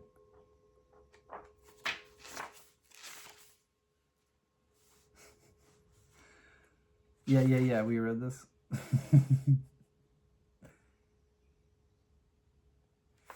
Yep. Okay, but we will also read our changing line 2, which puts a pin in the map to say you are here, or at least here some places you may find yourself, takes precedence over all other elements and is the most focused part of the reading. Changing line 2 has the general context, the heart's perception, the emotional center, where you make and feel connections. Hexagram 1, changing line 2 in Browne Walker.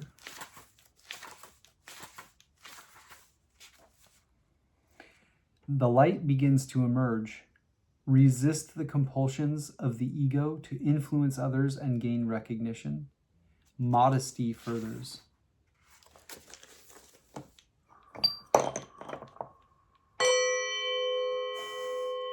Hit that hard. The next thing we are going to do is get the secret hexagram like I promised. And to do that, you take the second, third, and fourth lines of the primary hexagram, and then the third, fourth, and fifth lines of the supporting hexagram. So basically, our secret hexagram is heaven. Hexagram 1, heaven. It's all solid lines again. And that's the hidden influence behind the situation. It's both our primary hexagram and the secret hexagram. You know what? Now that I think about that, anytime you have, well, depending on the changing line, but if you had heaven as your primary hexagram, or if you didn't get a supporting hexagram, for instance, with no changing lines, then your secret hexagram would be heaven as well.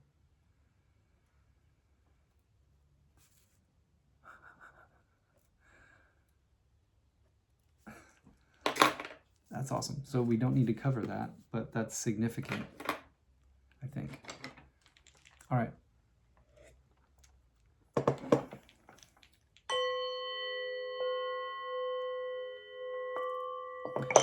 Now we will get a card drawn chapter from the Tao Te Ching. This is an incredible reading in that it follows along with kind of our alchemical processes in the last few readings, as well as it very much reflects things that are going on in the wider world and in my own life.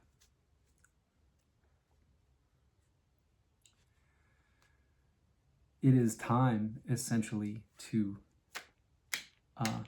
cross the great stream, I would say. And what that indicates is a moving into a new way of being.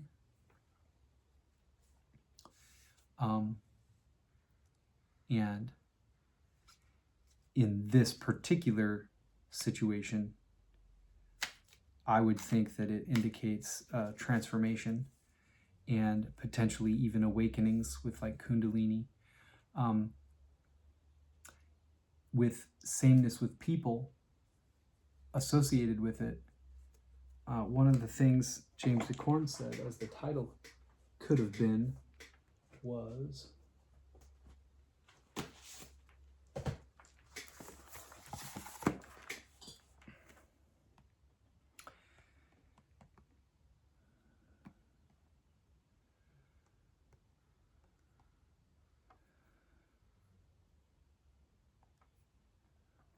universal brotherhood, lovers, the symbol of companionship, beloved friends, community, united, integration of forces, minor synthesis, to be in accord with, confirmation.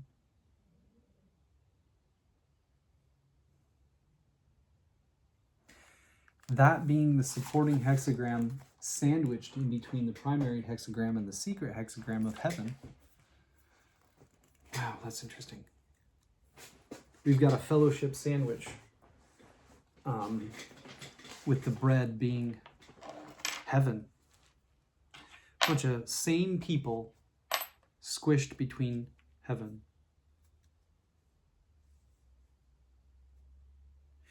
Cosmically, you could almost call that what we are floating on this rock out in space. In Taoism, I was learning from Master Steenrod earlier this week and throughout. There's been little shorts that have been trickling in, but the idea of different spheres of reality.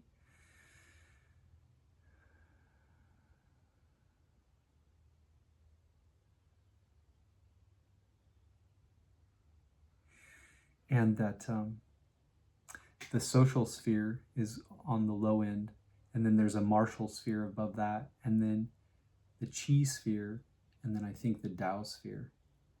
And basically, the spheres that are around the smaller spheres inside have a larger influence on events than, for instance, let's say, we're tracking the Tao here, right?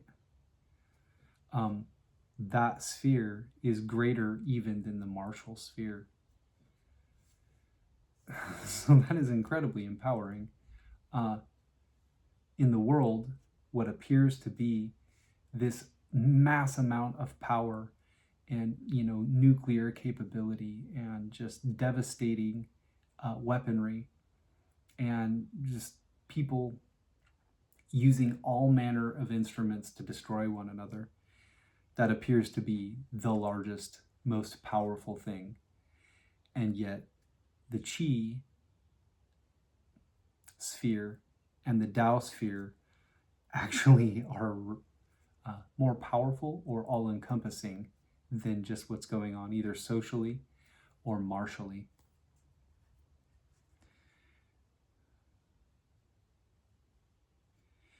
And us being sandwiched here on this planet in heaven, essentially, that was the other thing. That's where I was going with that, is that he was talking about how Qi, I believe, people could find pockets of it or something, and people could do amazing, miraculous feats, like the idea of walking on water or flying. But today, maybe not today, but maybe yesterday after getting this reading, because of the focus, I think, don't quote me, but basically how human consciousness or consciousness expressing itself as humans have been so trapped in their own little individuality pockets that isn't even real. But the mind, the left hemisphere, or that lizard brain, distinguishes between things, and it should do that. That's its job. But the idea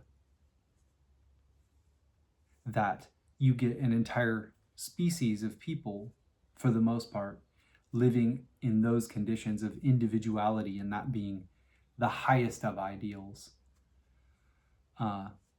you get a dumbing down of this Qi, where people have access to something that could enable them to harness, let's say, the Kundalini of the universe, or the energy of heaven, or again, looking at James DeCorn's different titles for this.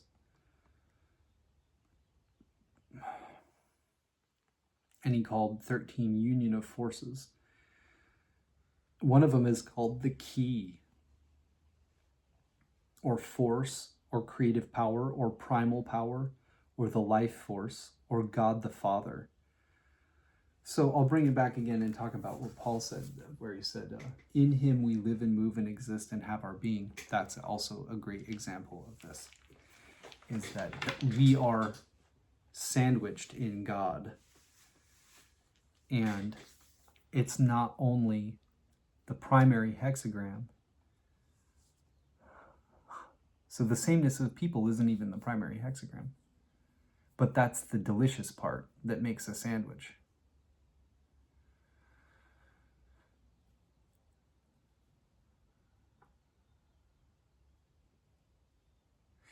So the interesting thing about a lot of people's concept of heaven is that it's after you die.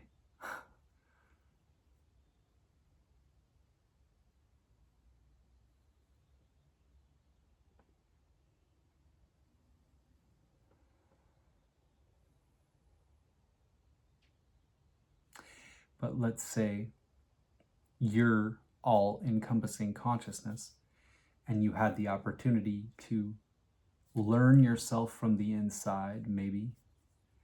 I wonder if this itself is not heaven, and the only reason that it's hell is that our perception of it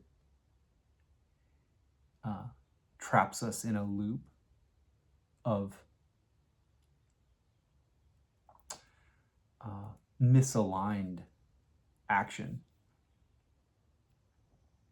or action through the human mentality versus the mind of Tao. There's a thing that said, to the extent one uses the human mentality, to that very same extent, there's a lack in the mind of Tao.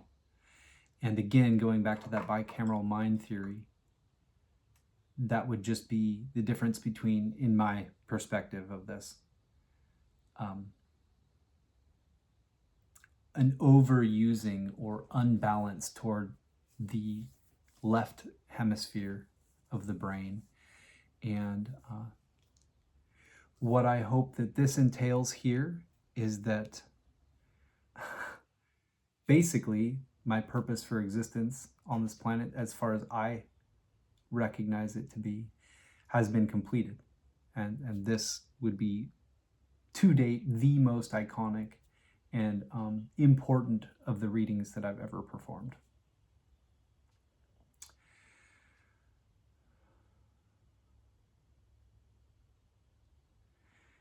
And part of the importance goes to the potential for this to blossom out and be something where a realization of what we are, sameness with people, where we meet in the wilderness being outside of society. And there's not any hard walls or boundaries that we need to honor.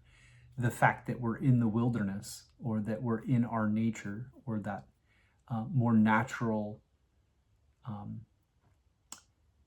mind of Tao state that was before mundane conditioning took charge of affairs. Like when we were innocent children, right? That idea, that concept. And really, it is something that you could probably connect to energetically. And similar to the idea of Shaktipat. So if there's a rippling out from here where Charles, gonna have to give me a little bit, Charles. I love you. Go play. I'm in the middle of a reading, bud. Jesus Christ.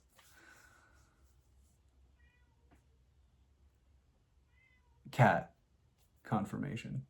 Right? People say that all the time. Confirmation burp. It's confirmation cat. I need to let this fucker in or something. Charlie, you son of a bitch. So fucking lazy. No, come in. Crazy asshole. I have to shut the fuck up. Okay. Gotta wrap this baby up.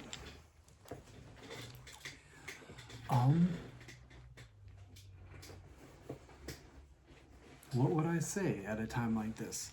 I would just say that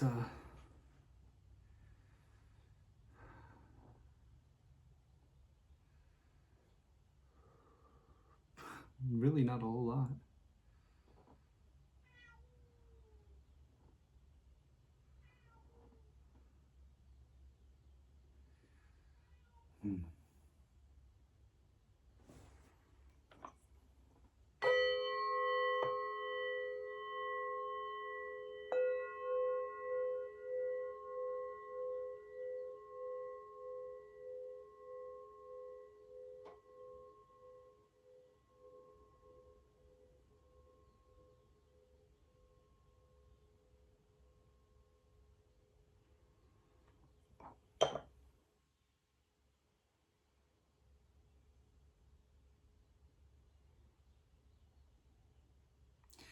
I've got this, speaking of Kundalini, this tiger's eye serpent.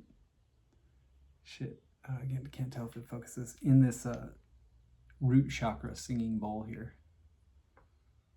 So it symbolizes when I ring it, like the idea of Kundalini rising from the base up.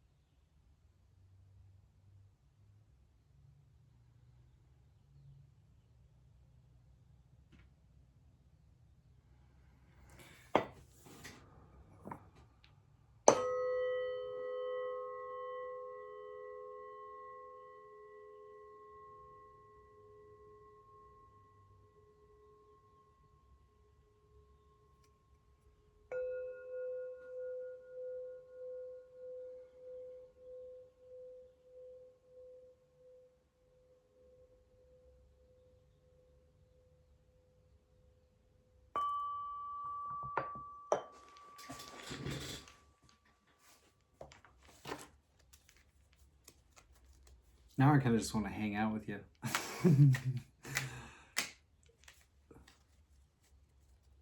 Sameness with people, right? Come together in the wilderness, hang out in God. Which it's always been anyway, but for people to recognize it, it's a process. Sometimes. It doesn't have to be. I mean, it's what you're in, like a fish in water.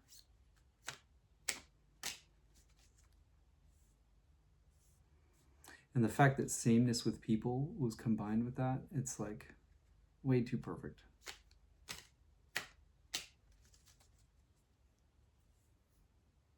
So, yeah, getting on a more personal level.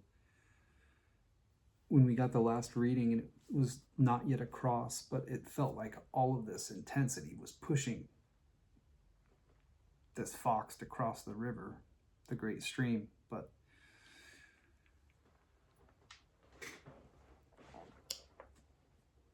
it talked about the hexagram being completely upside down as far as its ideal arrangement. And so the idea is that there was correct connections, but all in the opposite order. And so the entire thing needed to be flipped right side up. And so in that time, I felt like I really needed to take seriously, especially when I kept recognizing the very things the reading was talking about not doing. I was having the most struggle with not doing, like basically shadow work and stuff, where you don't, act in any way that's, prideful or anything like that, or try and force settlement, that kind of stuff. I'm doing all that shit. But when I recognized that's what I was doing and I was trying to purge through it as quickly as possible, it helped to express it in art, and art being just any video or song that popped up where I could process stuff, and kind of the music ended up being the most helpful, largely. Now, I wouldn't say the most necessarily, but sometimes it took getting in like a track, creating a little playlist of sorts, and working through it, dealing with the emotions. It's funny because the thing that you're sometimes scared of the most, you like have this idea of like a dream, right? One for like the salvation of the planet, right? For us to not destroy it, to actually come together, sameness with people outside of society, right? With no boundaries, and have that brotherly love, that union of men, or whatever it called it, brotherhood of man.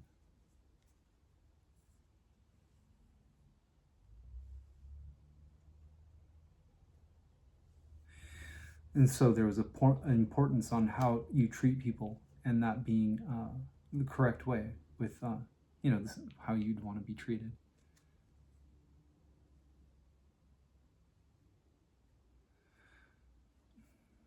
There was also the idea of assimilating with people too.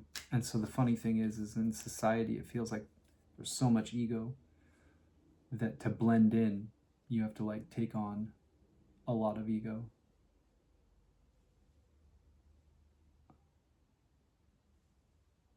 And that is the importance in being able to have the work be effective. You work the work out with yourself, and then you share it with others. And to do so effectively, sometimes you have to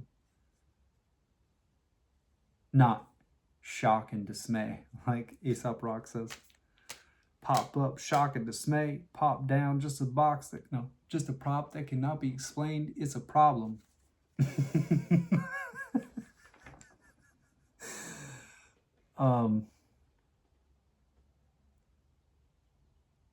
I hope y'all like my music tastes, several different styles that I've shared. But yeah, I almost used music as just like the alchemical process. And then later on Gnostic radio, I think it was called, they just, I think today or yesterday, did interview of a gal that,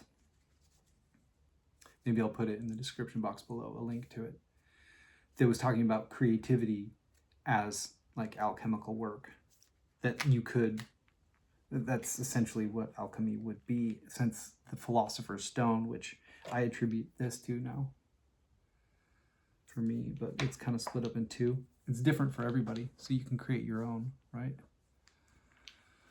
But these two have become very, very, very, very important to me. I had two others right before it, this one, and they stemmed off losing one that was the Damballa one. Where's the other stone that looks like this shape and size-ish? This one. They're a little bit larger. And this one almost looks like this guy, which I also got in the river, that kind of looks like a mask, or like the head of a Hindu deity. I think of Shiva or something. It's like even got almost like a, yeah. Hello.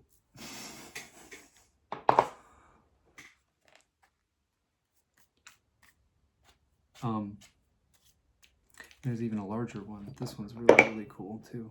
It almost looks like a bog person's head that you'd find in a bog, but kind of mooshed and weird.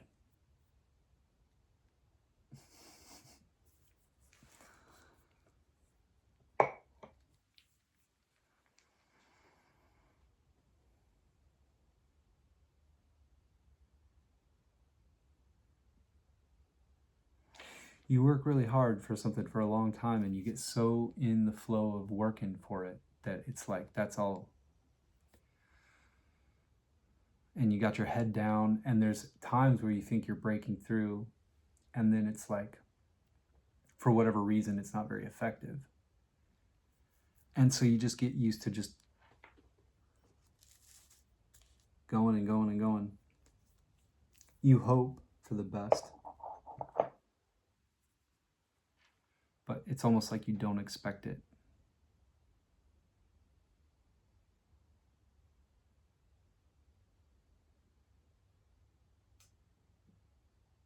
So a lot of y'all's reaction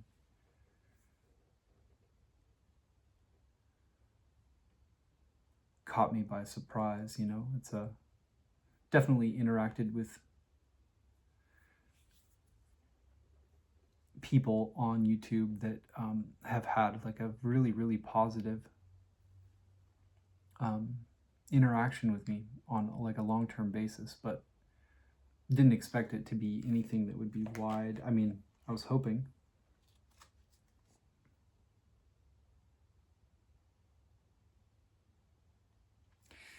And that's kind of an interesting thing. You can be working on the great work for such a long time, and oftentimes it feels like you're making very little progress, or it's like 2 steps forward and 1 step back kind of thing. But they're similar to plumbing. I met a guy, I used to be a landscaper, and he had a colostomy bag and was working as a mechanic for the company. My mom ended up having to have one before she passed as well, but it was giving him some issues. But he had been a plumber, and I was just so impressed because of how many hours it would take to do that. And then eventually I had the opportunity to have someone train me, and I took it, and I realized that that time's going to pass either way.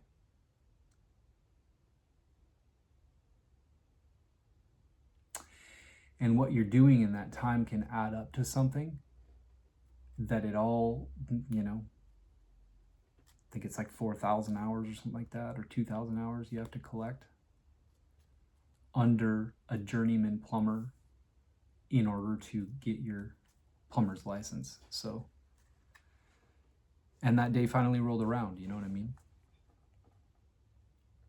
And there was a test. In this, it felt like a test to get the hexagram flipped over. So in kind of gauging out things and feeling how things didn't feel completely right, I really turned inward and tried to work on inner states and balancing my own emotions and being super responsible with that to the best of my ability while also still being creative and whatnot. But that was my goal in this period of like 2 weeks from the last reading, is really trying to flip that hexagram right side up. And there was a lot of love talk in the last reading, I think. Yeah, or the reading before that. But obviously that ended up being what needed to be really, really highlighted. And then Chiron, what is it doing? Something with Saturn, or I don't know, moving into Gemini. I don't know what the hell. I'm not an astrologer, but something significant with Chiron was going on. So it being queued up with like the idea of love.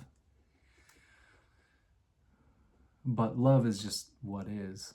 It's not something that you have to hunt for. It's something you open to and receive, I believe, like in terms of it being what we're swimming in, like fish in water. You want to talk about love, but it's like you're breathing it. Not just that, it's everything that's holding you in existence. And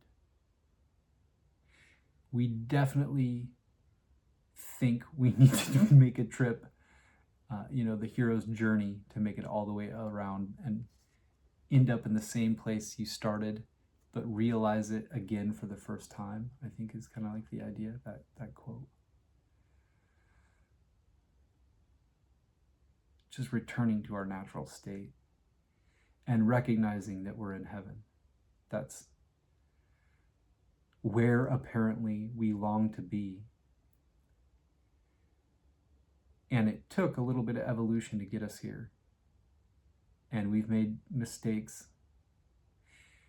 If you believe in civilizations of the past, you don't even have to believe in something like Atlantis, for instance, to believe in, ancient Egypt and the pyramids, or the Great Pyramid at least, and look towards that with amazement and think about how someone advanced enough that we have a really hard time conceptualizing how they did what they did.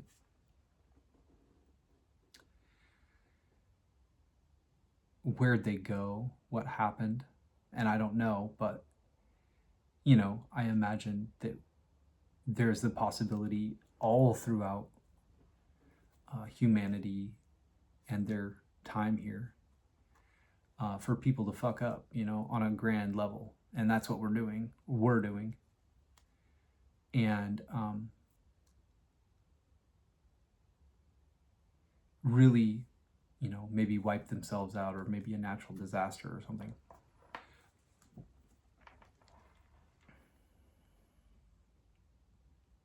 But eventually, we got to get it right. It's kind of like that idea of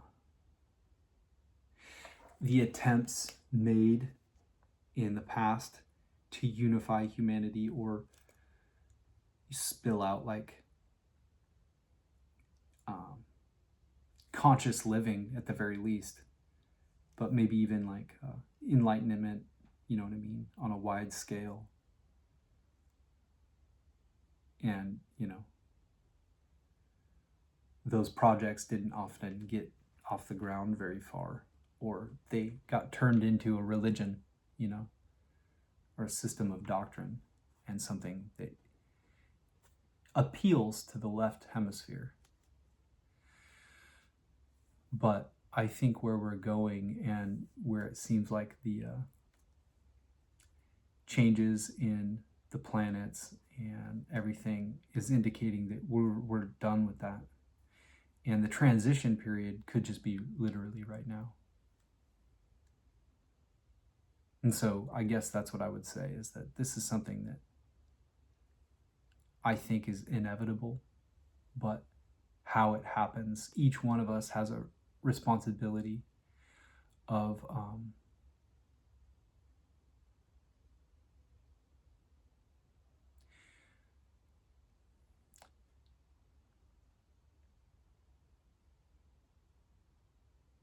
snapping the head around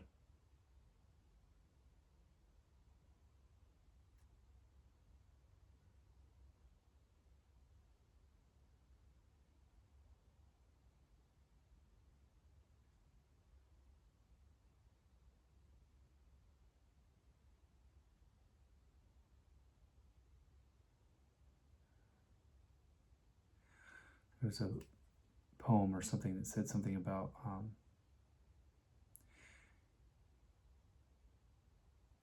in the dark room, here there is a unique great light.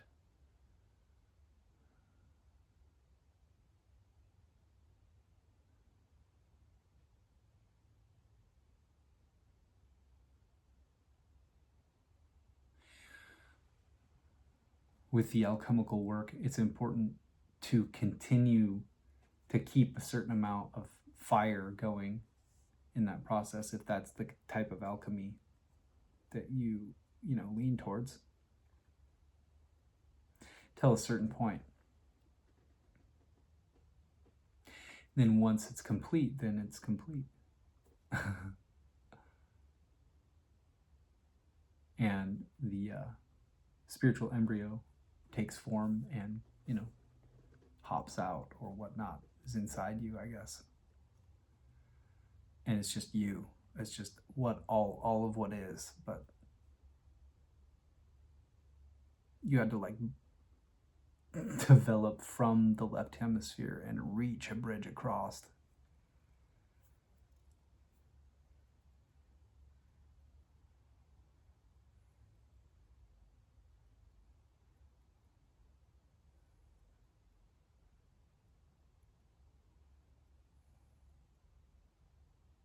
Hopefully y'all are getting along all right with all of this. I'm sure most people are feeling the intensity of the times and also the feel of like a lot of energy. It seems to have, become a lot more pleasant, at least for me.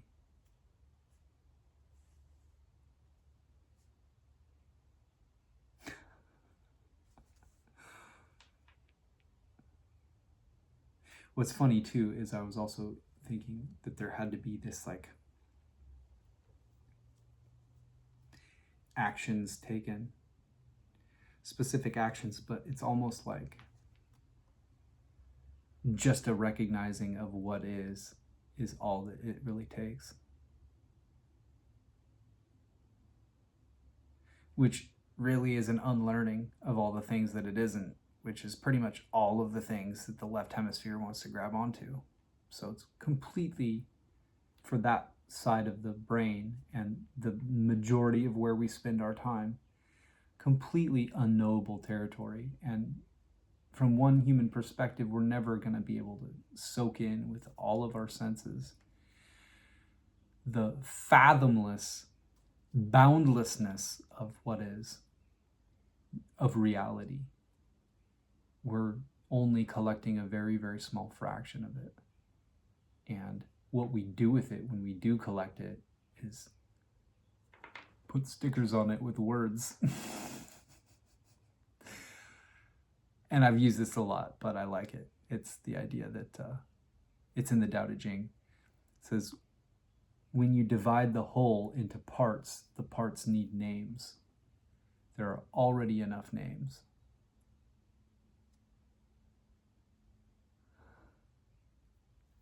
Just has a way of like cutting the foundation out from under you.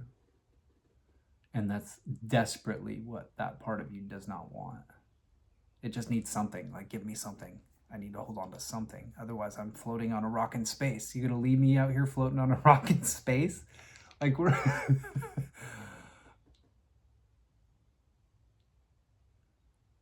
But it's not a lonely affair. Like, and for anyone now, making the crossing, as it were,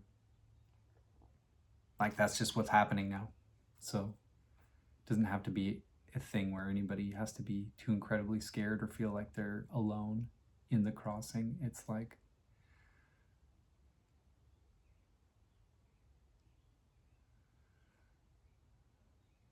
can all just go at our own pace and unlearn, like Ready Player One, drive the car in reverse. The sage's science is to go in reverse.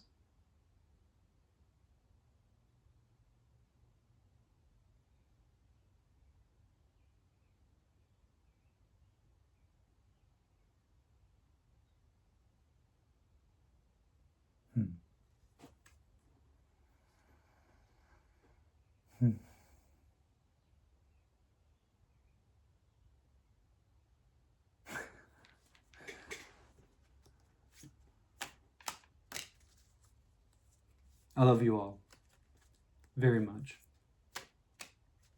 I respect you. I appreciate you. Anxious, say excited.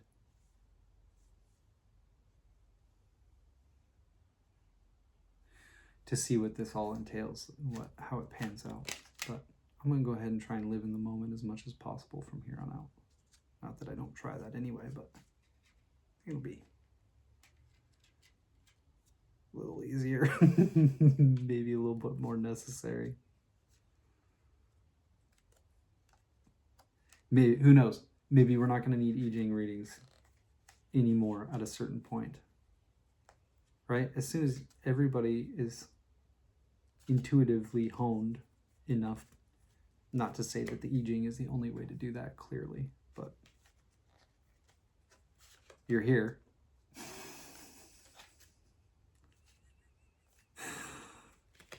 You know, why not? Just soak it in. Brother, brother. Thought I flipped a card, but oh. All right, let's get it down to Ching reading and close this off. To be continued.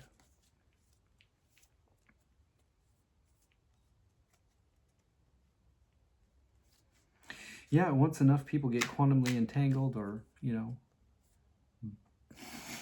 tangled up in each other's energy.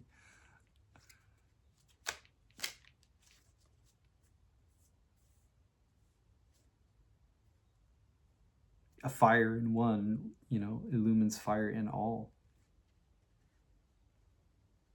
And then it's just a matter of time.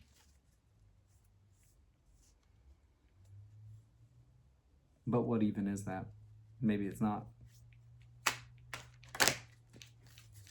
3 cards. Fuck, 5, 6. Maybe it's important. We'll just read them. Okay, 59. 31.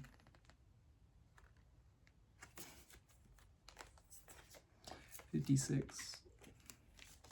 30 and 79.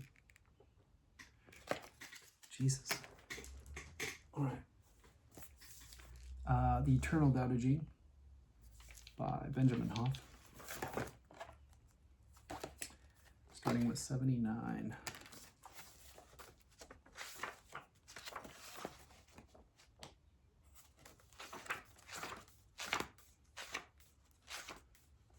Obligations.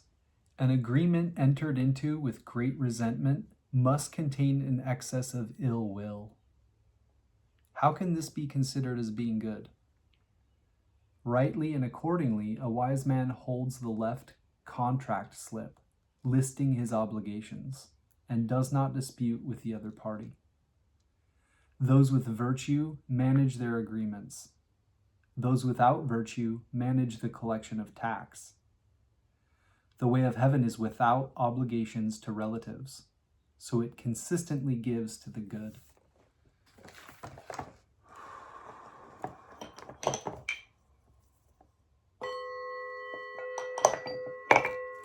I'm going to read each one out of the same book, and then we'll wrap back around and read each one through each of the others.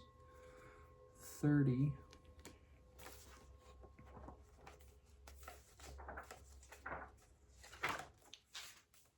Thorns and brambles. One who works with the way to assist a lord of men does not use military might. Military affairs are fond of rebounding and retaliation. Where troops have encamped, thorns and brambles grow. When a great army passes, a lean year surely follows. The good attain the outcome desired, then stop. They do not use violence in order to gain power. They achieve results, but do not destroy. They achieve results, but do not force. They achieve results, but not in excess. They achieve results, but are not arrogant. They achieve results, but do not boast.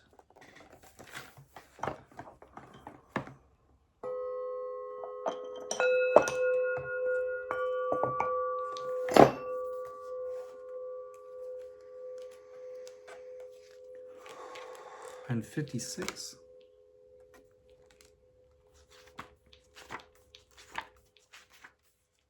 Deep unity.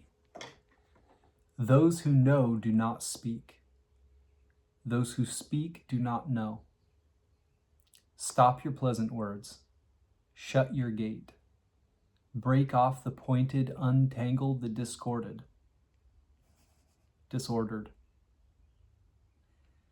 Harmonize with the light, join with the dust. That is called deep unity. Having attained that unity, you will not be able to gain closeness from it. You will not be able to gain distance. You will not be able to receive profit from it. You will not be able to receive injury. You will not be able to acquire honor from it. You will not be able to acquire disgrace. But you will be valued under heaven.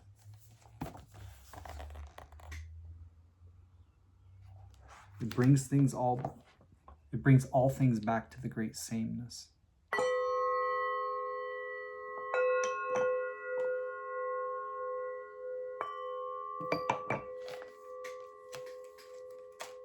$31.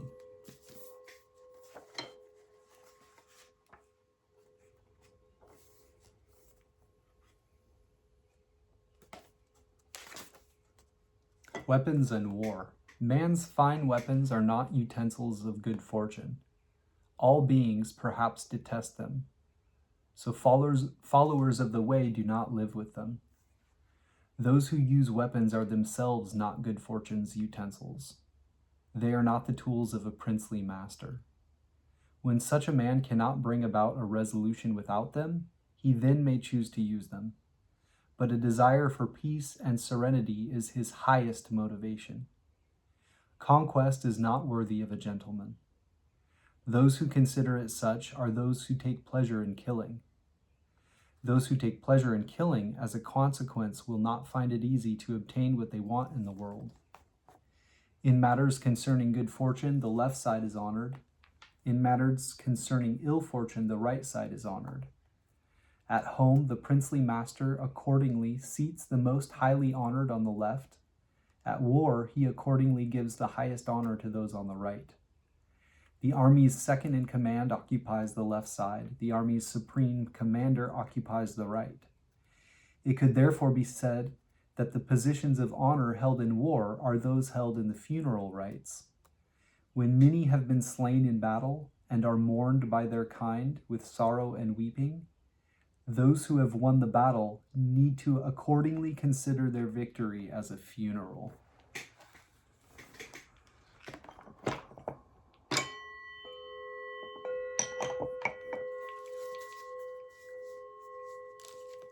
And then 59, our last one.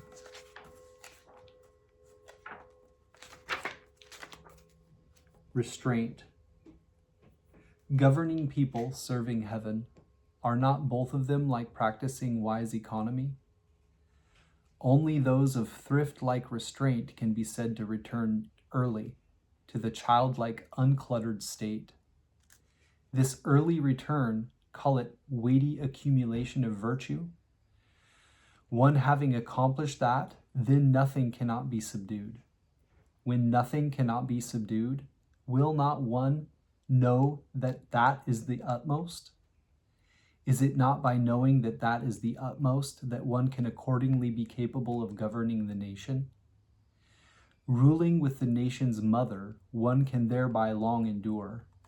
That is called deep root, firm foundation, the way of long life and lasting vision.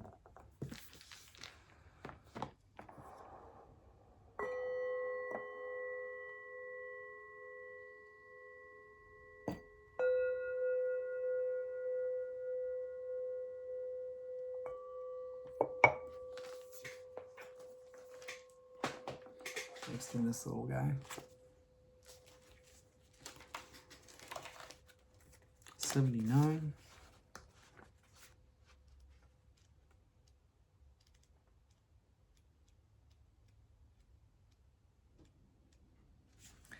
When a great wound is healed, there will still remain a scar.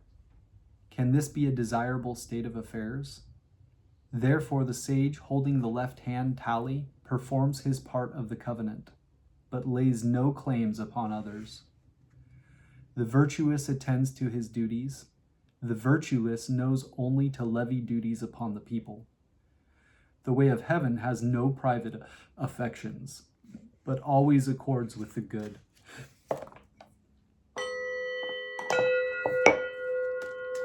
"30.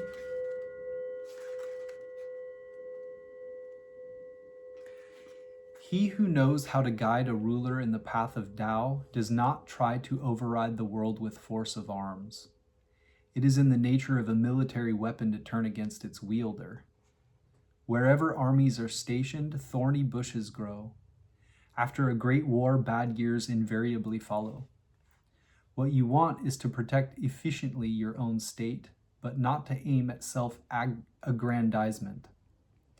After you have attained your purpose, you must not parade your success. You must not boast of your ability. You must not feel proud. You must rather regret that you had not been able to prevent the war. You must never think of conquering others by force. For to be overdeveloped is to hasten decay, and this is against Tao.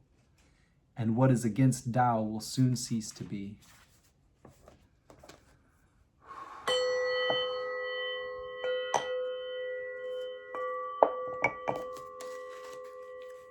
Was that 79 or 30? The next, I think, is 30, if we didn't just read that.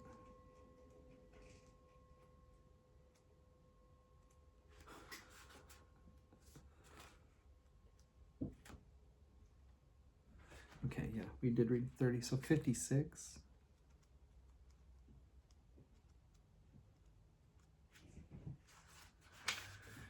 He who knows does not speak. He who speaks does not know. Block all the passages, shut all the doors, blunt all edges, untie all tangles, harmonize all lights, unite the world into one whole. This is called the mystical whole, which you cannot court after nor shun, benefit nor harm, honor nor humble. Therefore, it is the highest of the world.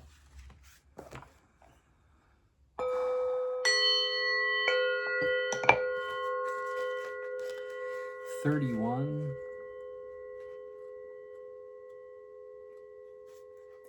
Fine weapons of war augur evil. Even things seem to hate them. Therefore, a man of Tao does not set his heart upon them. In ordinary life, a gentleman regards the left side as the place of honor. In war, the right side is the place of honor. As weapons are instruments of evil, they are not properly a gentleman's instruments. Only on necessity will he resort to them. For peace and quiet are dearest to his heart, and to him even a victory is no cause for rejoicing. To rejoice over a victory is to rejoice over the slaughter of men. Hence, a man who rejoices over the slaughter of men cannot expect to thrive in the world of men. On happy occasions, the left side is preferred. On sad occasions, the right side. In the army, the lieutenant commander stands on the left, while the commander-in-chief stands on the right. This means that war is treated on a par with a funeral service. Because many people have been killed, it is only right that survivors should mourn for them. Hence, even a victory is a funeral.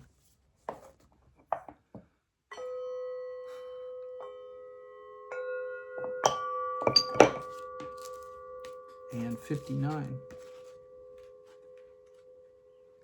In governing a people and in serving heaven, there is nothing like frugality. To be frugal is to return before straying. To return before straying is to have a double reserve of virtue. To have a double reserve of virtue is to overcome everything. To overcome everything is to reach an invisible height. Only he who has reached an invisible height can have a kingdom. Only he who has got the mother of a kingdom can last long. This is the way to be deep-rooted and firm-planted in the Tao, the secret of long life and lasting vision.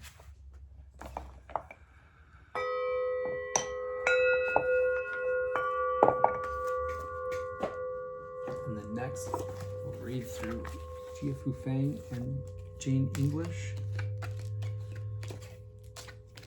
79.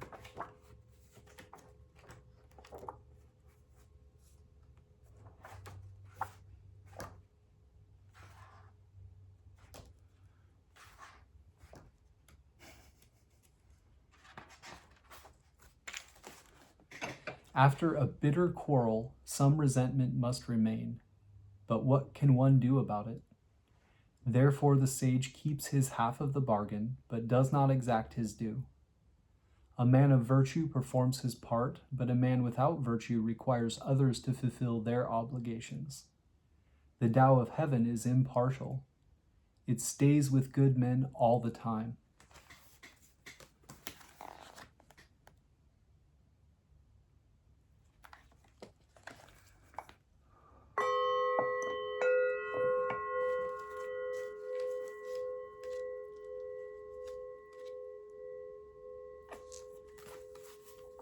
$30.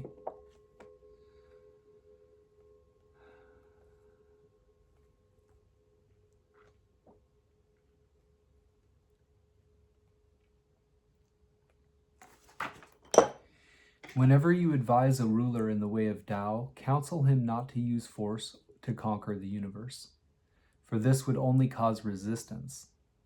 Thorn bushes spring up wherever the army has passed. Lean years follow in the wake of a great war. Just do what needs to be done. Never take advantage of power. Achieve results, but never glory in them. Achieve results, but never boast. Achieve results, but never be proud. Achieve results because this is the natural way. Achieve results, but not through violence. Force is followed by loss of strength. This is not the way of Tao.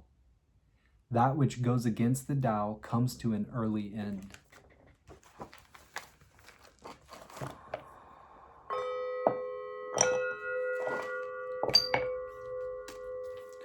$31.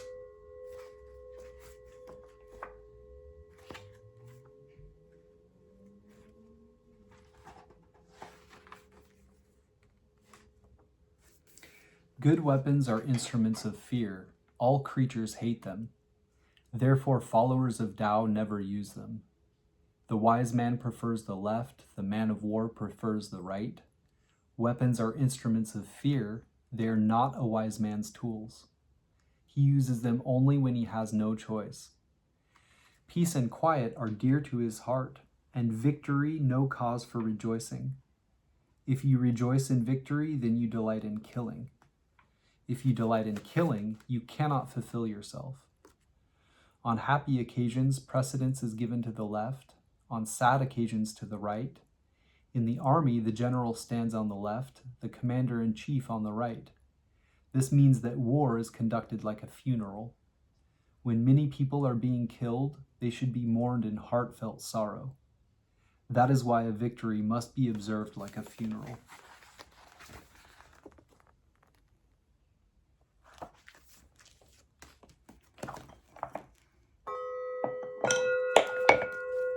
And 59.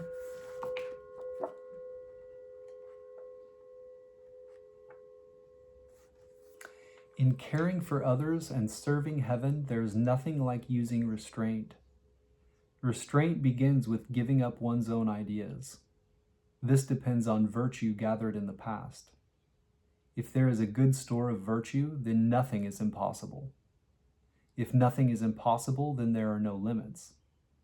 If a man knows no limits, then he is fit to be a ruler. The mother principle of ruling holds good for a long time.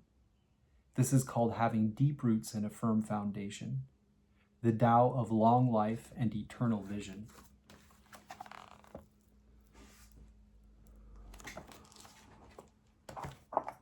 And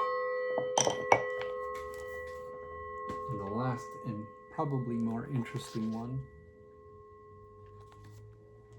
Nothingness and Zero, a postmodern approach to Lao Tzu's Tao Te Ching by Jeremy M. Miller. 79. Allies. Nothingness supports that which it should.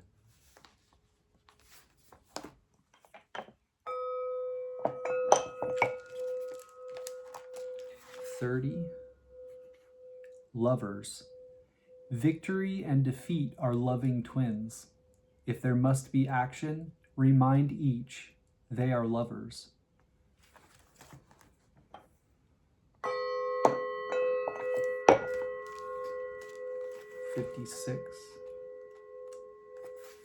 No words. This world is not as it may seem. The ignorant are intelligent, and the intelligent are ignorant. The strong are weak, and the weak are strong. The eyes are the windows of the soul, but the soul is nothing. Left with this paradox, all things dissolve into the bliss of zero, nothingness. Frustration occurs when seeing zero. One thinks it may be something. It is nothing.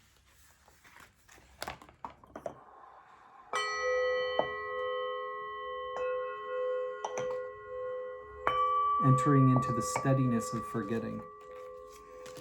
31.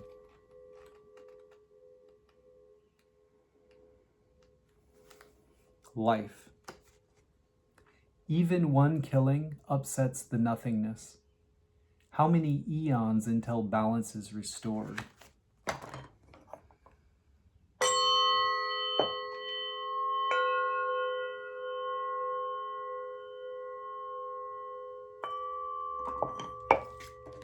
And 59.